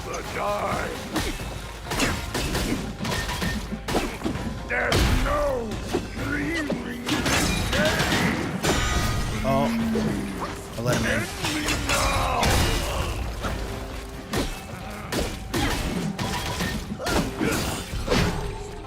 Bye. Commander Beetle. When faced with traps, one must pass the test. When fortune smiles, do know when to rest. If a man of great will must vent his zest, trade deeds for fame and rank with the best. A young man from the village of Shaded Heights served as at the county yamen, running errands for the local government. The magistrate despised him and hindered his advances at every turn. One day the magistrate learned of a Yaoguai haunting the village of Lanxi. He sent the young man to investigate alone and hoped he'd never return. Aware of the magistrate's ill intent, the young man accepted the task without hesitation. He chose not to beg for his life in this. As he entered the desolate, eerie village, he was overcome with regret. But as night fell, and without knowledge of the mountain paths, he had no choice but to stay. He found a less dilapidated house with intact eaves, barred all doors and windows, and lit a lamp to steel himself for a long night, planning to depart at first light. Fear gripped him at midnight, so he practiced his swordplay to calm his nerves. After a while, a deep voice arose from the darkness above the rafters. "I'm the Yagwe of this ridge. I meant to kill you, but with your fine swordsmanship and the official blade, you must be a yamen runner, yes?" The young man was startled, but needed to voice his woes. He shared his ordeal with the Yagwe and drew sighs of empathy. The Yagwe said, "I too was once an imperial guard, but a treacherous court official cursed me into a beetle to scrape by in these hills. I longed for death, but I still wish to pass on my sword skills to someone worthy. Now, if you're willing to learn my skills, I offer to teach you." The young man dared not refuse. As he agreed, a beetle over 3 meters tall that guy's not 3 meters tall, descended from the shadows. Its neck bore a thick carapace like a general's helm. The beetle wielded twin blades with a steadfast and forceful style that suited the young man's disposition. Overjoyed, the young man practiced with the beetle by the fading lamplight till dawn. As they parted ways, the beetle said kindly, "The world these days is full of those lacking talent and virtue and ascending through flattery. Why tangle with them and sully yourself? Aim higher, a man should carve his own path." With a hearty laugh, the beetle left. This encounter changed the young man. He resigned from his position at the yamen and enlisted in the border armies. His superb swordsmanship elevated him to the rank of general. Leading the troops against foreign foes, he won victory after victory and became a famed commander.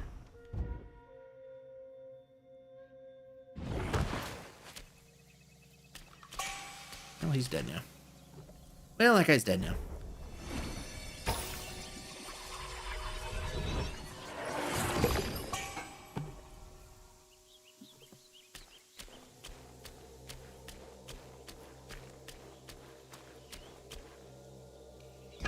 I'll take this. Tablet of 3 Supremes. Interesting. Alright, let's see what some of this stuff is.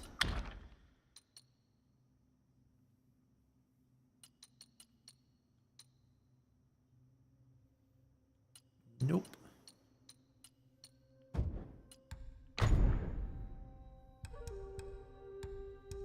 Considerably increases critical hit chance when health is low. Nah, I don't think so. Although I will say I don't think this Curios that gives me extra items, dropped enemy items, I don't think it's worth anything. It's just small stuff like maybe a potion here. Or maybe an extra coin piece there. Like it's very little. So I think let's swap it out. What else we got?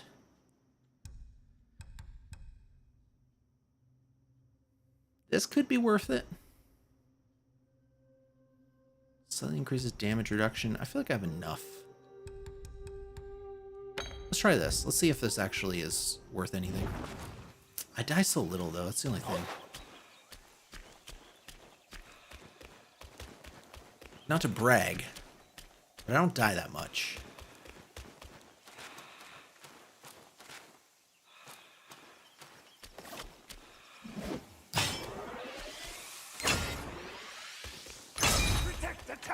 Oh, there's something there. Oh, I missed him.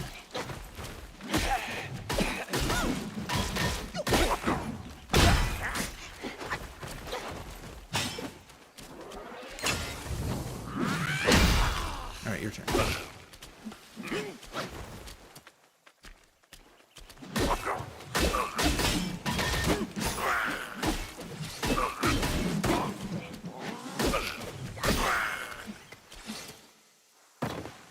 Bye. Am I poisoned? Yeah, I am.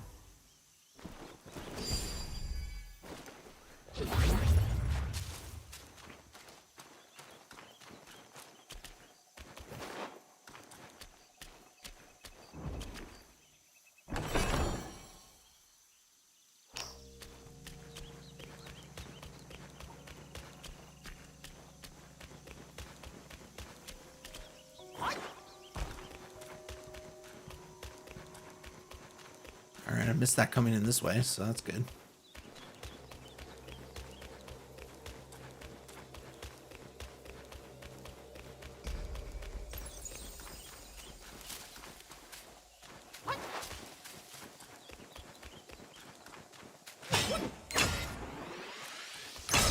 Oh!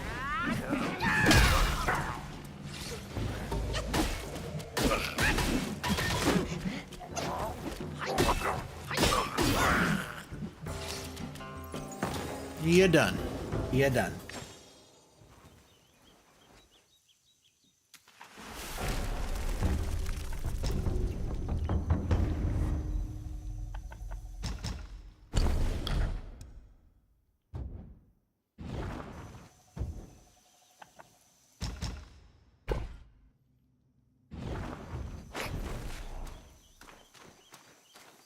I think we're just about at a boss.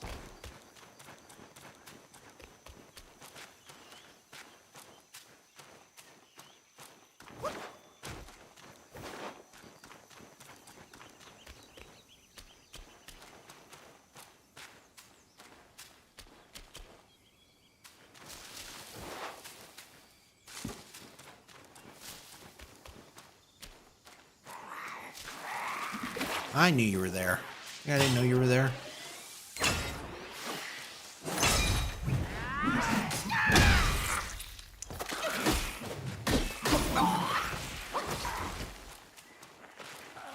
Oh, there's another one. You I didn't know was there. Alright.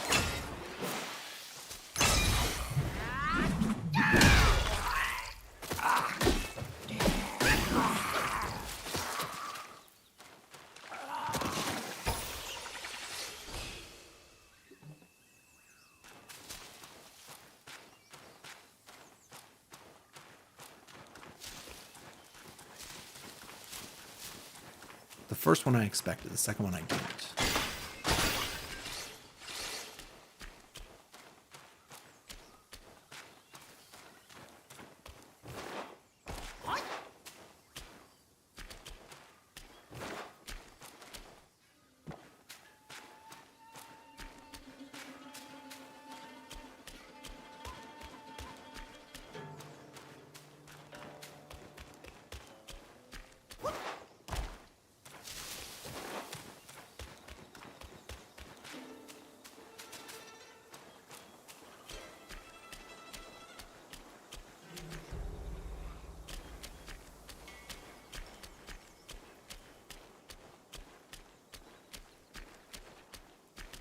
I thought we were creeping up on a boss, but maybe not.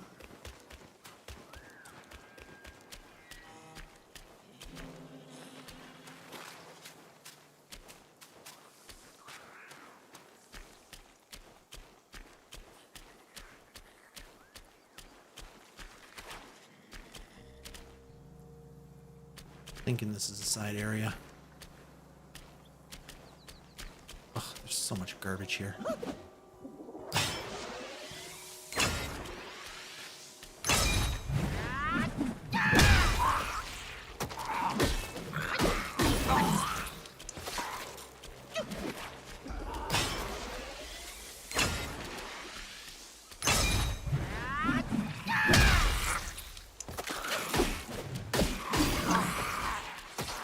Ooh, virtuous bamboo engraving. Alright, what's that?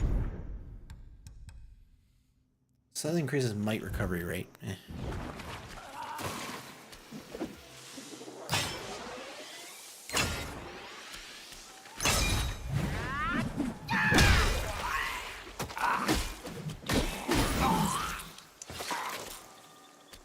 Okay, we got a meditation spot.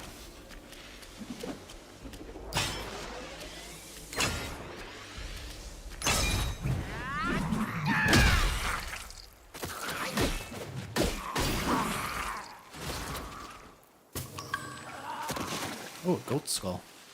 Alright. I don't think there's any way I can avoid fighting two of these guys here, so just get it over with, I guess.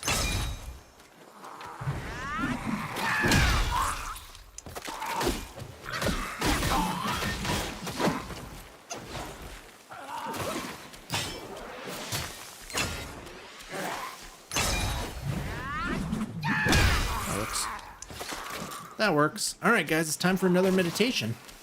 Let's meditate.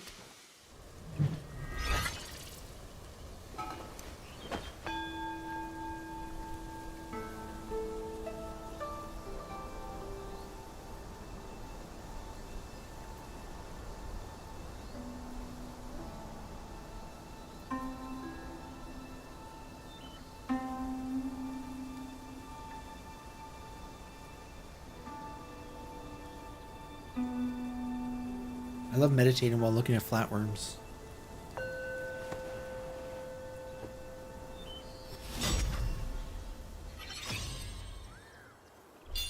Nice.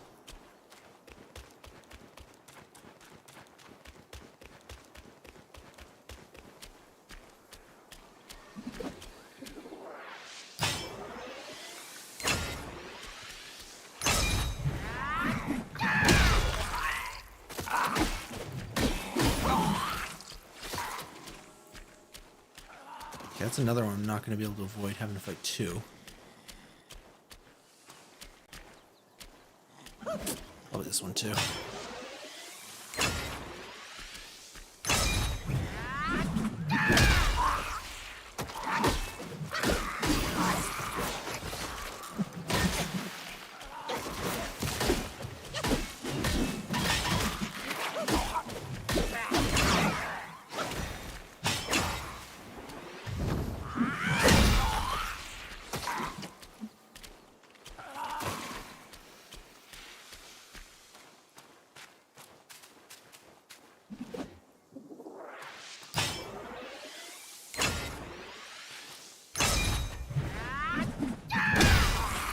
Oh, I got him in one. Is that because I got him from behind?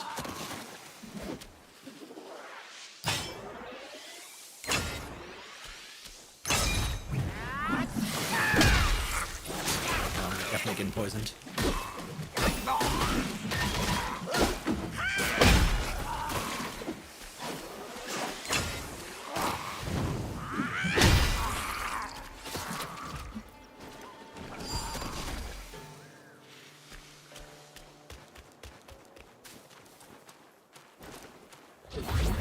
That worked well.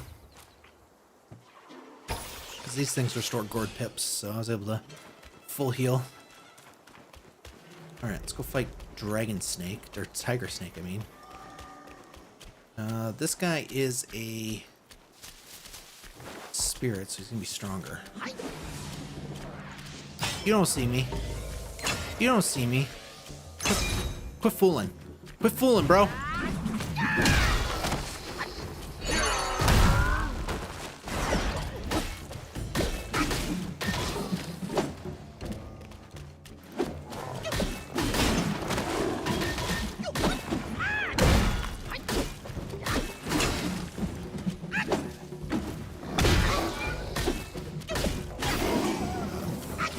Tiger Tendon Belt.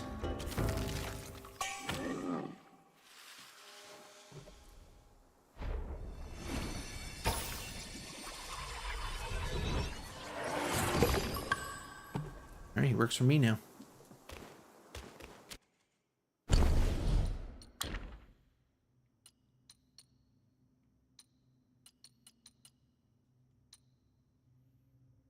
Moderately increases attack, but considerably reduces defense. I don't think so. For a brief moment after seeing through the enemy, considerably increases attack. That would require me to change the way I play to use that.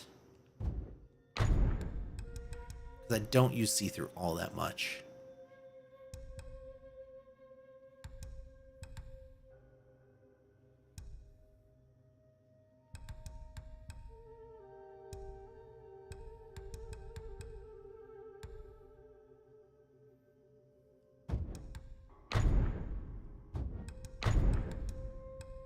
I wonder if I put this on. Critical hit chance. Gives me 11%. That's pretty good.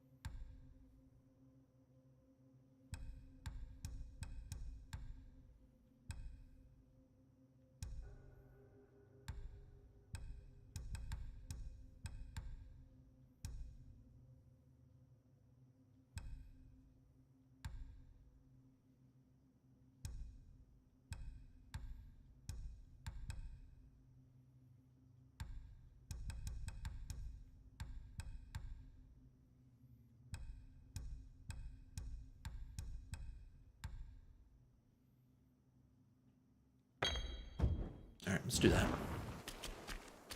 I don't have very many good curios. Very specific ones, unfortunately. Just no catch-alls.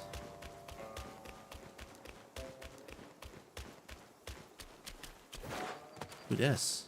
Oh, is this the man that we met at the Yellow Loon? I think it is. What's up, bro? Come on, something here. I want it. Ooh, nice.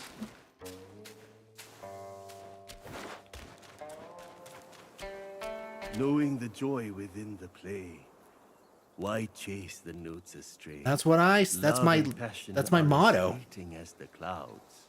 In the end, they leave nothing but cobwebs and dust.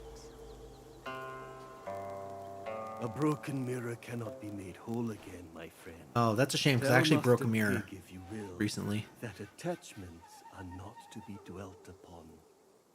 Oh no, I don't know where he went. Immortal once from above.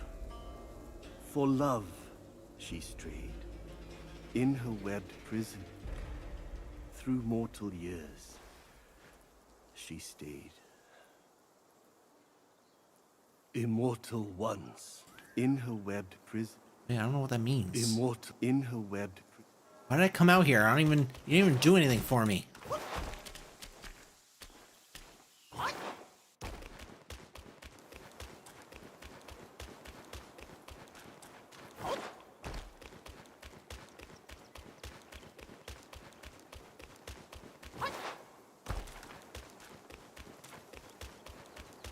It didn't even give me like a character.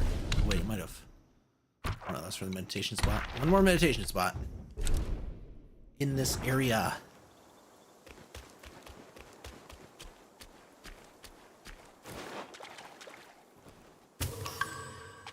Oh, we got Jade Lotus seeds. Nice.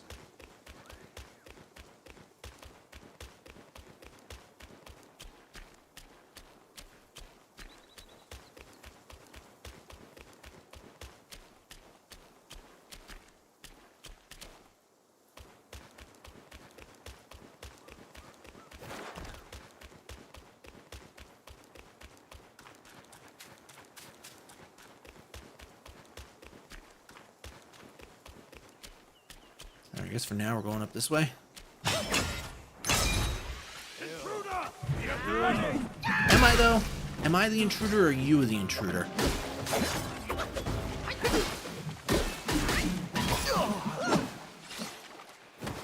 I won, so who's the real intruder?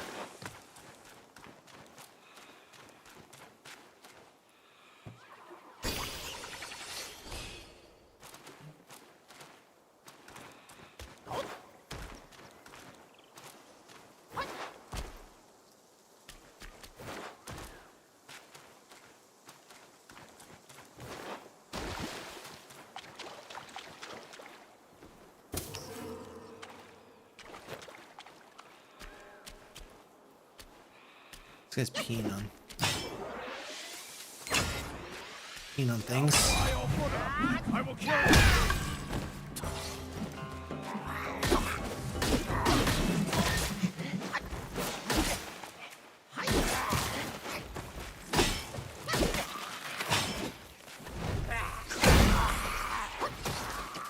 Down, boy.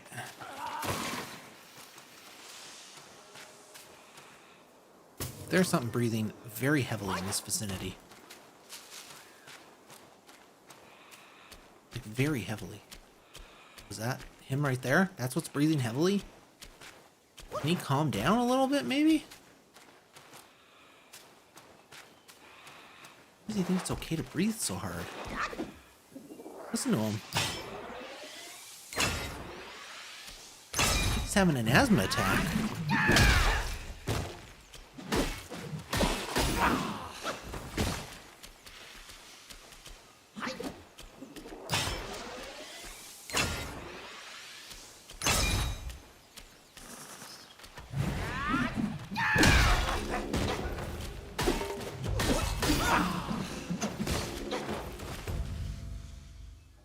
I think he was having an asthma attack. It's a good thing I put him down. That's like drowning. He was drowning in his lungs.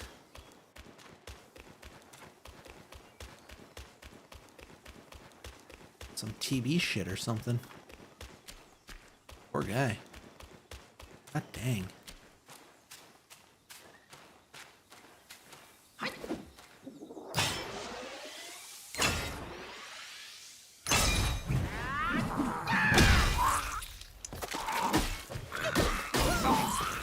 Bye.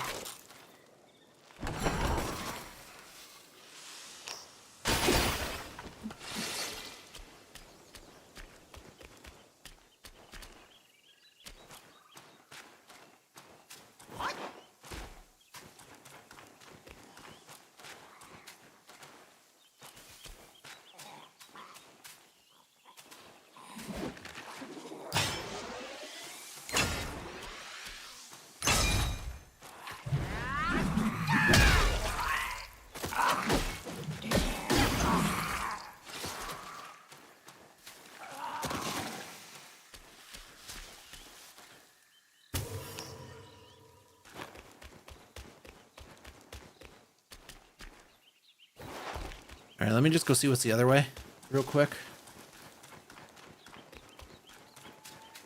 I'm not entirely convinced that this is necessarily a side route and not the main route.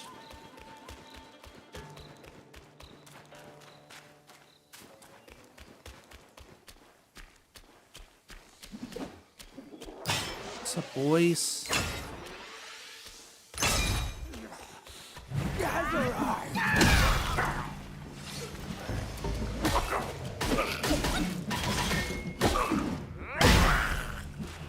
You didn't even try.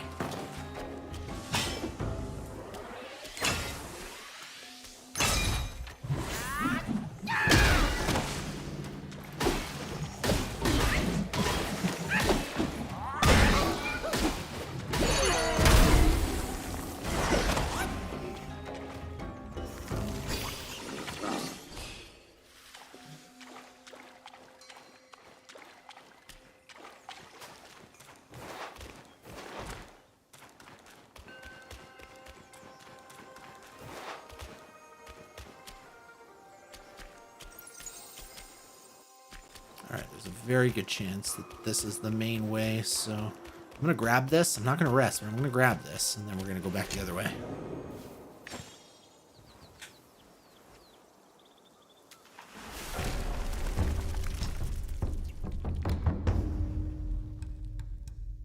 Using the gourd moderately extends the duration of invincibility upon executing a dodge for a short duration. Using the gourd moderately increases max health for a short duration. That's kind of cool.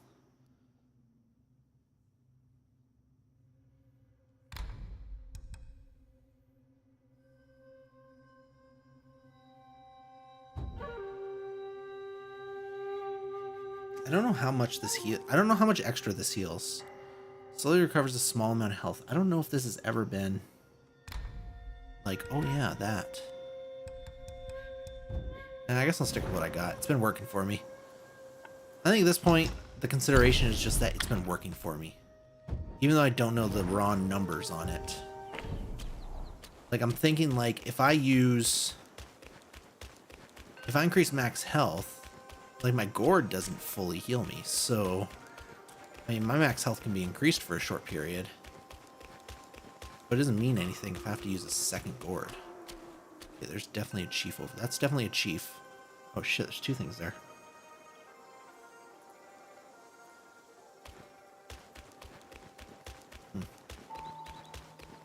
Anyways, we're gonna go back this way first.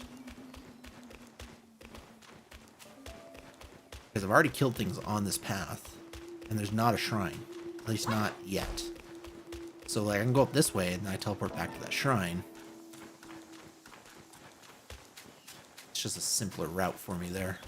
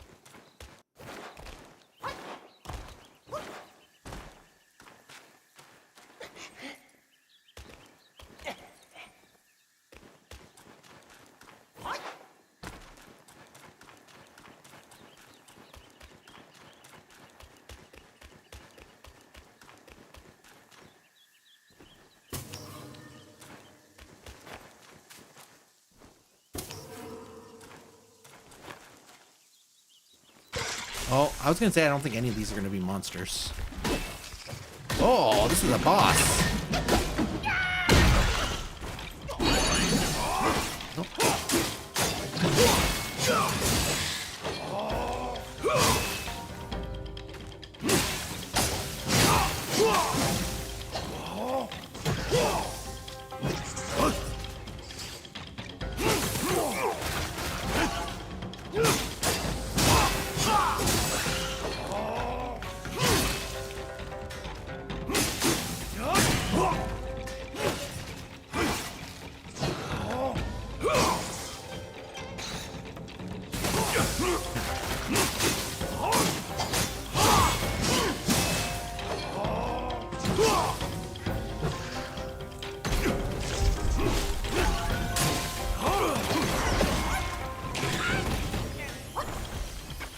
Excuse me, wait, why is he healed?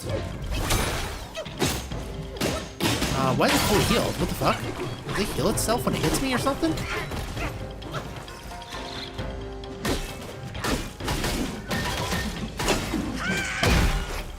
I'm really not quite sure why it healed.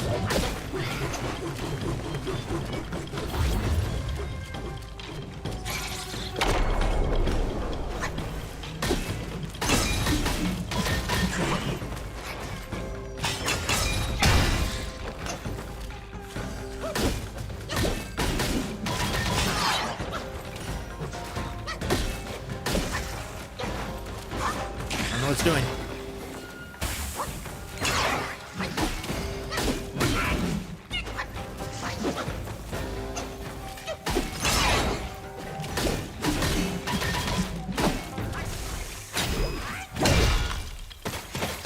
What to do? Oh, it does heal when it hits me. Interesting.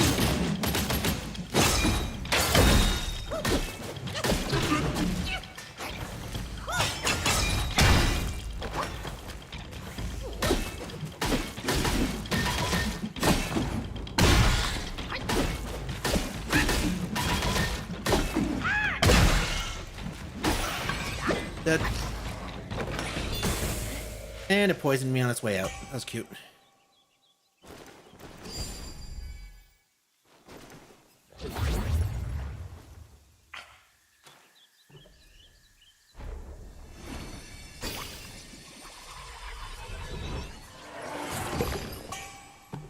Fungiwoman.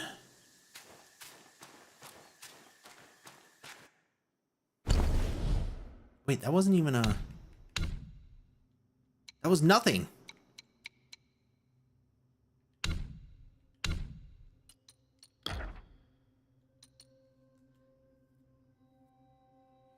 Considerably increases max health, but moderately reduces max stamina.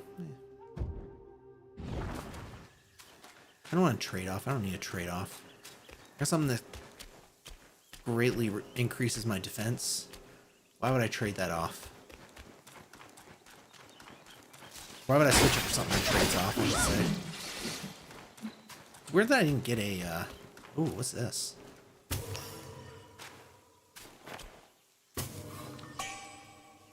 Sunset of the Nine Skies. That sounds fancy.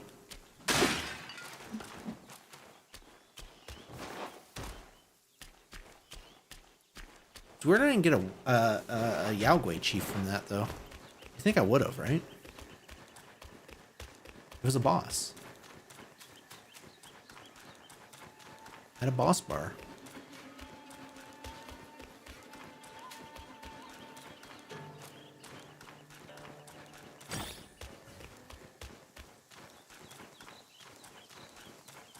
Alright, now I'm going to go down here.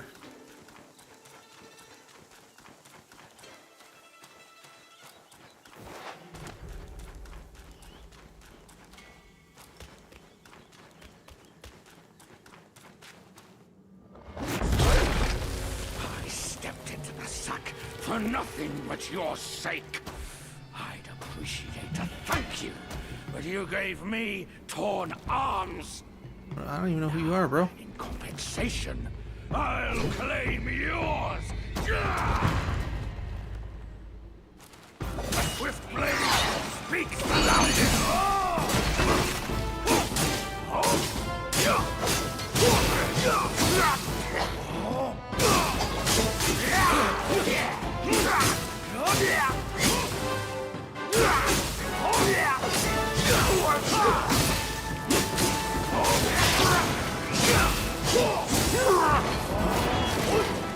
Yeah. I love doing that. Oh god, I love doing that. Dude, that does so much damage. This is easily the best. This is easily the best transformation I've gotten.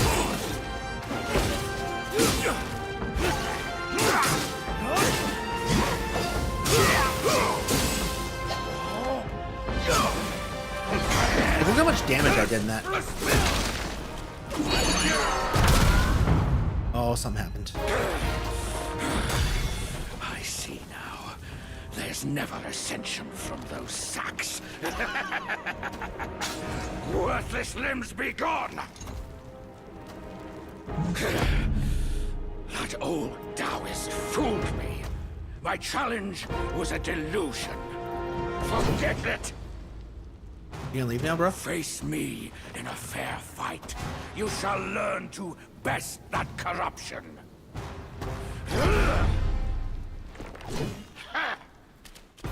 Oh, he healed.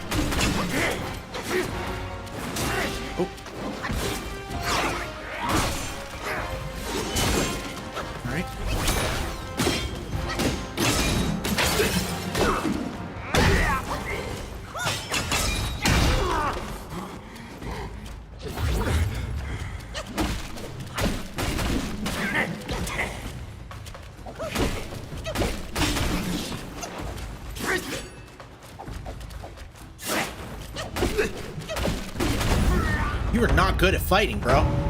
You should have kept your arms or something. Whatever the shtick was. Find the needle on Purple Cloud Mountain. I have the needle, dude.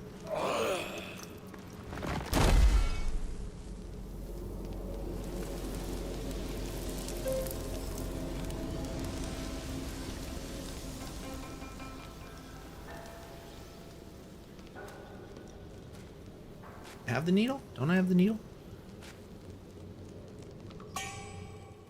Gold tree core. Oh wait, we're just going. Oh, I didn't mean to do this. Shit. I didn't realize it was go.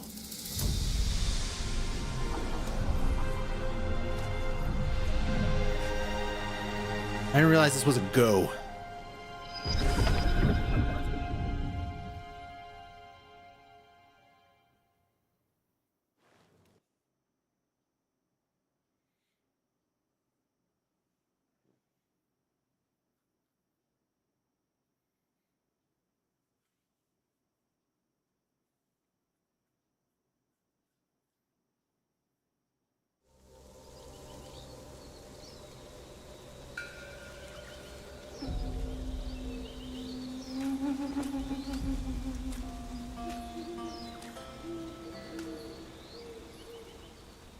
Well, we're here now.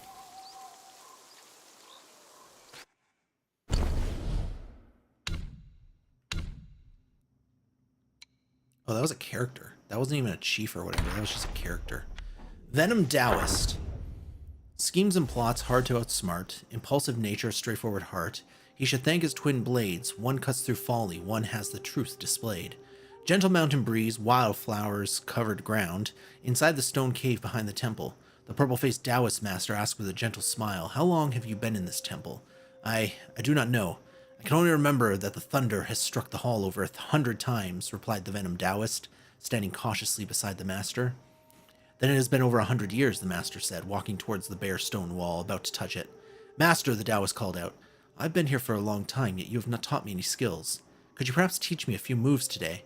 You wish to learn my skills. Since the day I called you master, yes. Your foundation is solid. and energy channels harmonized. You have already achieved high. I'm afraid learning my skills won't help you much. The Daoist tensed up at the master's words, fully on guard. Yet, out of his expectation, the master uttered, skills I can offer no more, but some unique methods of prases. I don't know what that means. I don't know what that's supposed to be. I don't think that's right, but I don't know what it's supposed to be. I can offer. Yet, they are beyond the mind's feeble, and demand strong willpower to succeed. If you're not deterred by hardship, I can let you try. Intrigued, the Taoist asked, what kind of unique methods?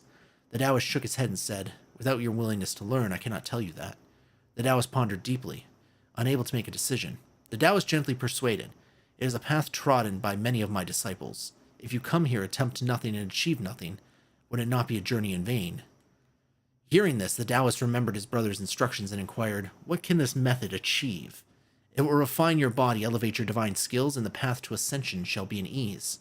Is it truly so profound? If you find it not helping, you can stop at any time, the master said confidently. Moved by these words, the Taoist agreed immediately. I am ready to follow your instructions, master. Come with me, the Taoist said, glancing once more at the stone wall before leading the Taoist away. Okay, interesting. I reckon I can go back now. No. I still had other things I wanted to explore, but I think this is probably a secret area, right?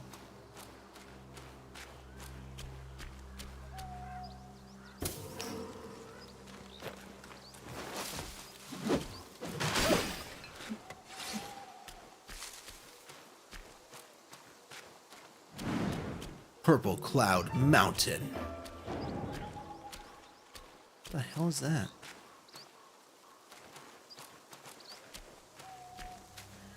Husband. Oh dear, husband. My power doesn't free me. All I can do is weep here, hoping that a kind passerby might find your remains. Yes, that's my cue. A maiden in distress? Oh, it's a snake. Okay.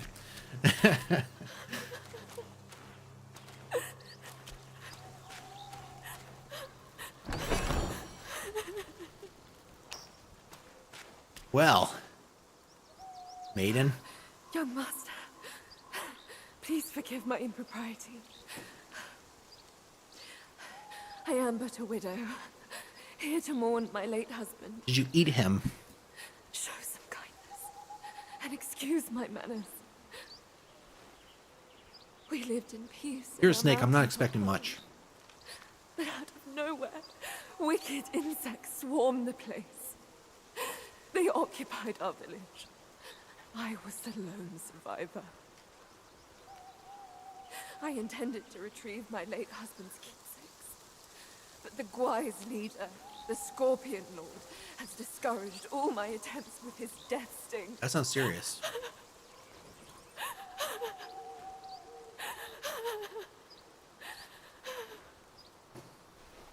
Young master, are you heading up the mountain?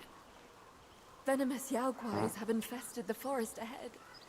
Take caution, or you may never make it back alive. Remember to carry enough herbs with you, in case you find yourself poisoned. Here's assuming I'm walking into the Young scorpion master, lair. Are you heading up the mountain? Venomous Yao Guai. Well, whatever. We already started. I guess we've made our bed.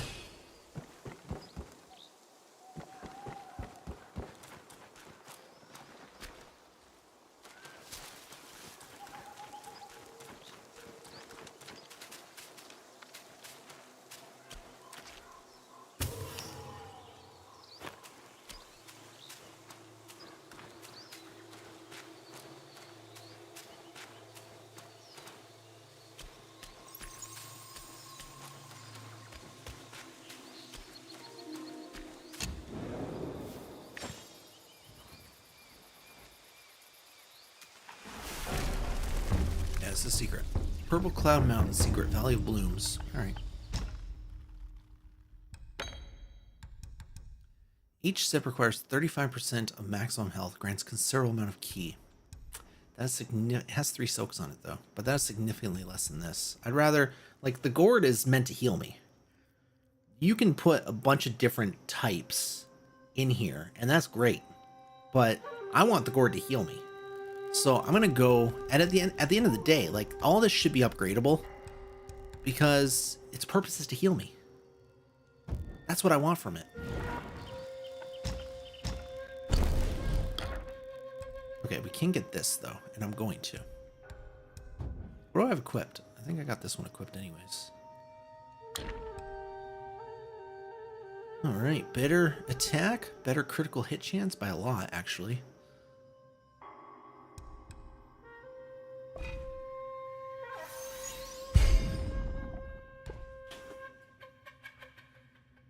Alright. Spider Celestial Staff. Let's go to...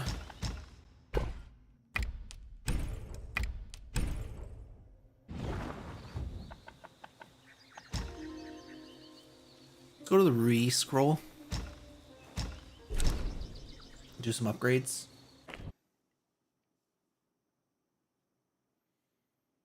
Do some upgrades before we advance in this area. Usually these are just boss fights, so it's weird you saying there's like, oh, venomous Yao guys, because that implies there's actually regular enemies. I don't think I've been to a secret area that had regular enemies yet.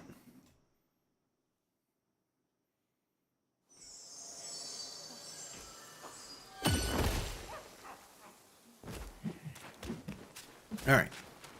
Mine eyes doth see the Tao from the confines of my abode. Give me medicine. It retains the energy of both this world and beyond. Thank you. Alright, can't do any more of that. Mana?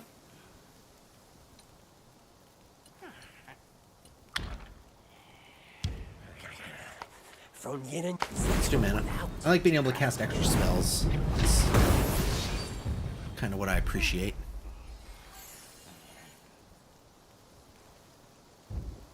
no shame in taking. Alright, monkey. More unfair are the innate skills. 2 drops. Oh, this one still has spot. This still has a lot to upgrade. Good. Alright, now it does 49. Is the finest mortal brew. Oh, if I get 3 more wine worms, then I upgrade to a point where it has 3 slots, which is what I really want.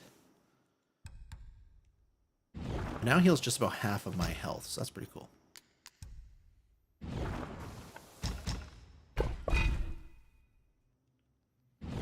There's no going back to the court now.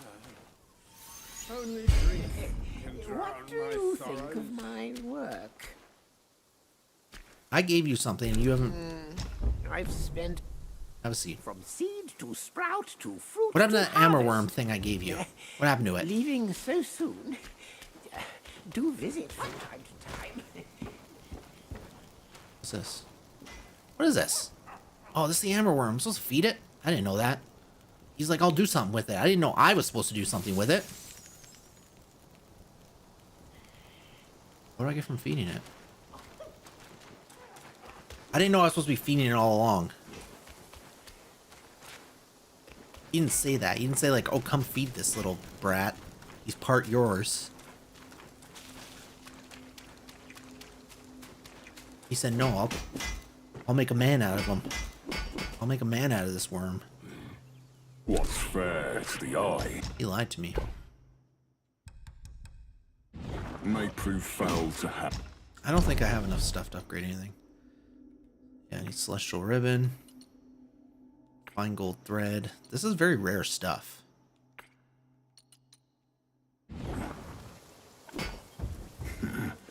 All you lean on is a thick skull. Got me this far. You know, that tiger yaps a lot, considering I whooped his candy ass. I mean, he beat me 4 or 5 times, but I'm just gonna overfeed this thing until it grows into a monster that does my bidding for me.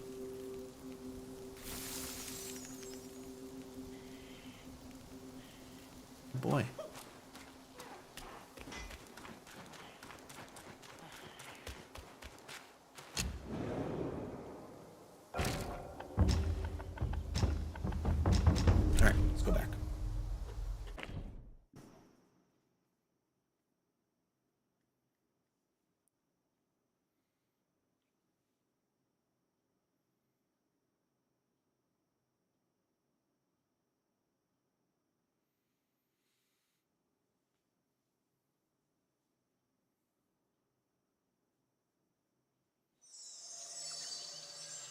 Okay, we have very little time left, so let's just see what's what here. Not even anything here. I just steal my will. Oh.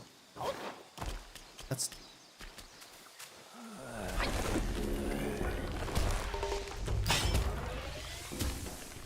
Good, Treyant. You don't want to eat me. He's gonna try that. Oh, now he's made a little Treyant.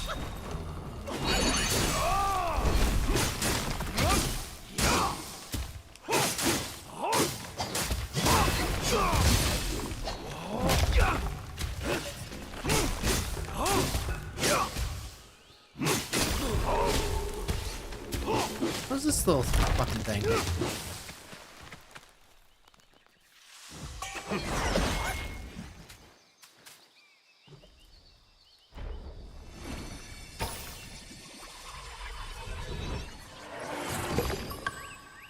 Verdant glow. All right.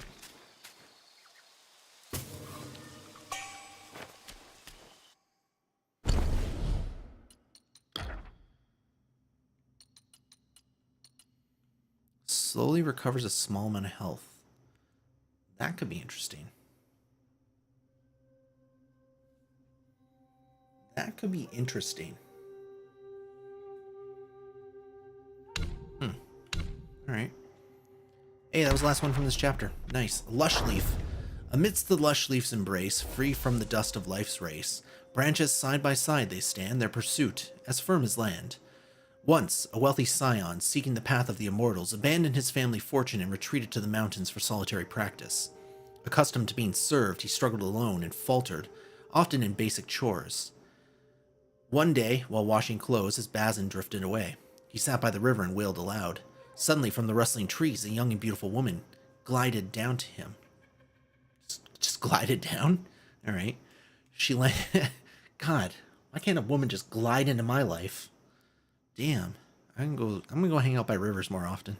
She landed before him, inquired about his plight, and consoled him, saying, "Your devotion has moved a spirit of the cypresses such as me. You have my aid." She would prepare his meals, launder his clothes, and leave always as silently as she... I thought there was going to be like she was an evil spider woman, you know, because that's been the theme of this chapter. But nope, she's... Yep, she just glided down. Yet the boy's heart harbored other thoughts. He said to her, "Since you care for me so, why not join me in practice as Daoist partners and harmonize yin with yang?" Enraged by his audacity, the woman sharply rebuked him. "Our practices take on different paths, and mine has been kept for a millennium. Why would I risk this practice because of you?" She left swiftly, but after many tearful pleas by the river, the boy was forgiven. However, within half a year, he broached her with the proposal again, persisting in his deluded fantasy. The woman, see, just keep her... I'm still down with that. Just keep the distance. The woman, after pondering, said, "How can you speak of the practice of yin and yang with me before you see my true form? Follow me and you shall see." Oh, here it comes. Here it comes. This is where the shoe drops. She led him deep into the woods and revealed a massive gnarled cypress tree. She glided onto its canopy and disappeared. The cypress let out a mighty roar and rose from the ground. With a flick of power, it summoned the surrounding shrubs. Together, they encircled the boy, intending to teach him a lesson. Overcome with fear, he fled back to his home and abandoned his pursuit of Tao. Alright, never mind. Never mind. I draw a line at tree ladies. I draw a line at tree ladies. I knew this was a monster. You just know when it's a monster, dude.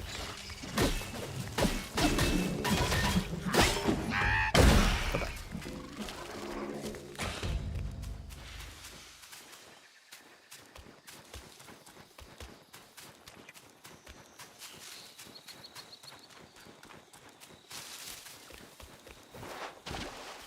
So we'll go in the river and see if there's anything here.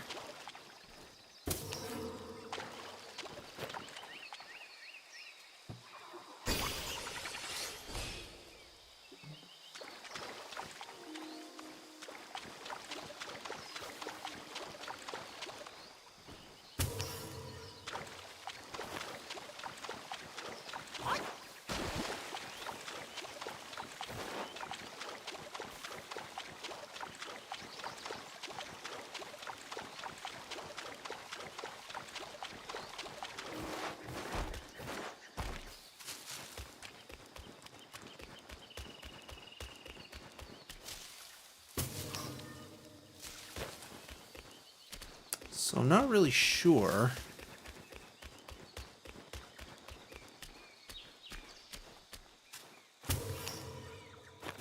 Yeah, I can tell this is... I can tell what this is!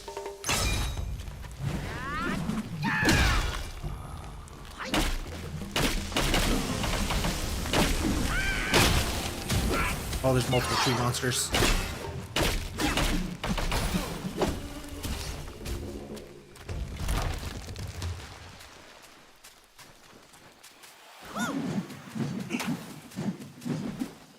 Man, it's been such a minute since I had to face you stupid things.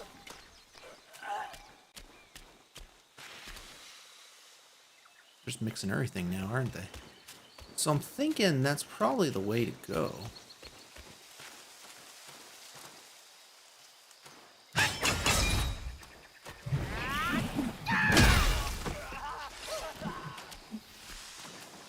Something shot me. Oh, over there. All right.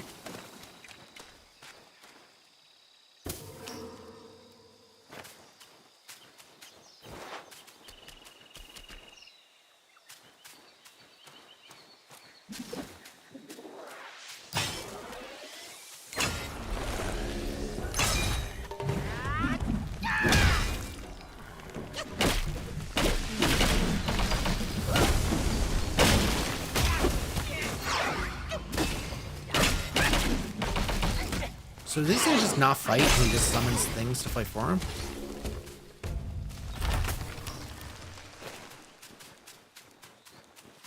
I think I probably want to go up here first.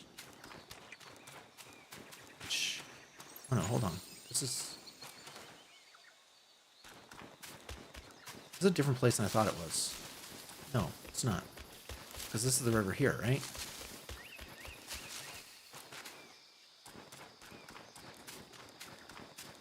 It's a big area. For a secret area, this is a big area. It's just a matter of what is what. I'm gonna go up here first.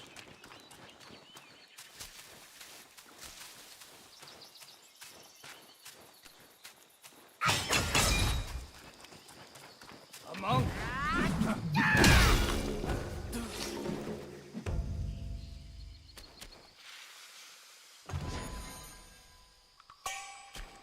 Celestial Registry Tablet. Oh, like a wedding registry? So that increases experience gained from defeating enemies. That might be okay. Do I need, like... Is 99 max level, or does it just keep going? I think I would maybe take that. I always like extra experience.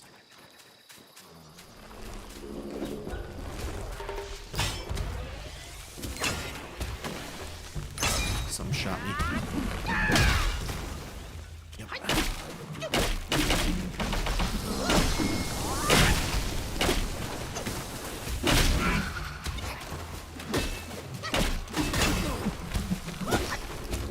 Something shot me. Ah, there you are.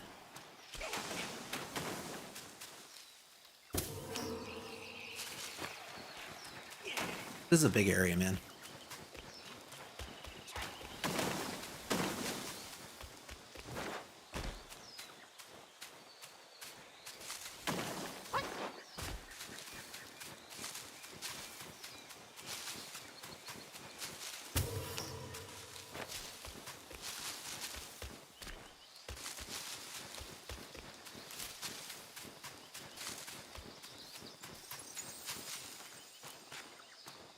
Now there's one. Now it's saying there's one over here. There's so many. There's so many shrines because there's one over there too. Right, I don't really know what the answer is, guys, but I do know we're gonna stop there for tonight because it's 12:30. I actually have to get up early tomorrow because I got an early meeting. Really enjoying this game. We're kind of just chugging our way through chapter 4. You know, we're doing what we can. We got all the lesser Yao Guais in this chapter, so that's good.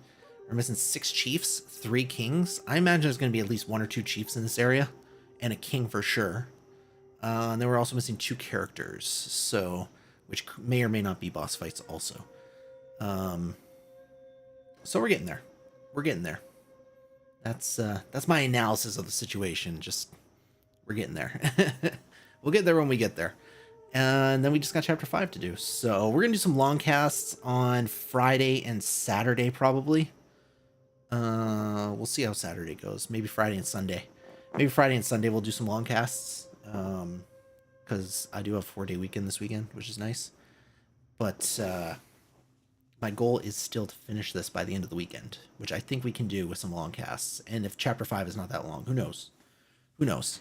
4's been longer than I thought it would be. Everybody was like, oh, 3's the peak. 4's been pretty meaty too. Let's be honest. 4's been pretty meaty too. I've been in 4 for 8 or 9 hours now, I think. So it's been pretty meaty. Anyways, yeah, guys, if you're new here, whether you're watching me on Twitch, YouTube, or Kick, hit that follow button. And if you want to jump around, if you found me on a platform that you don't want to be on, you want to be on another platform, I stream on them all simultaneously, so feel free to jump around. There's tags there. I'll be back tomorrow at 10 o'clock. I'm thinking 10 o'clock. Maybe earlier. Kind of depends on what's going on, but 10 o'clock is my usual time. If I come on earlier, it's because I'm putting in some extra work. You know what I mean? Which I might. But yeah, I'll be on at some point tomorrow, 10 at the latest, playing more Wukong. Thanks for watching, everybody. That's all. Good night.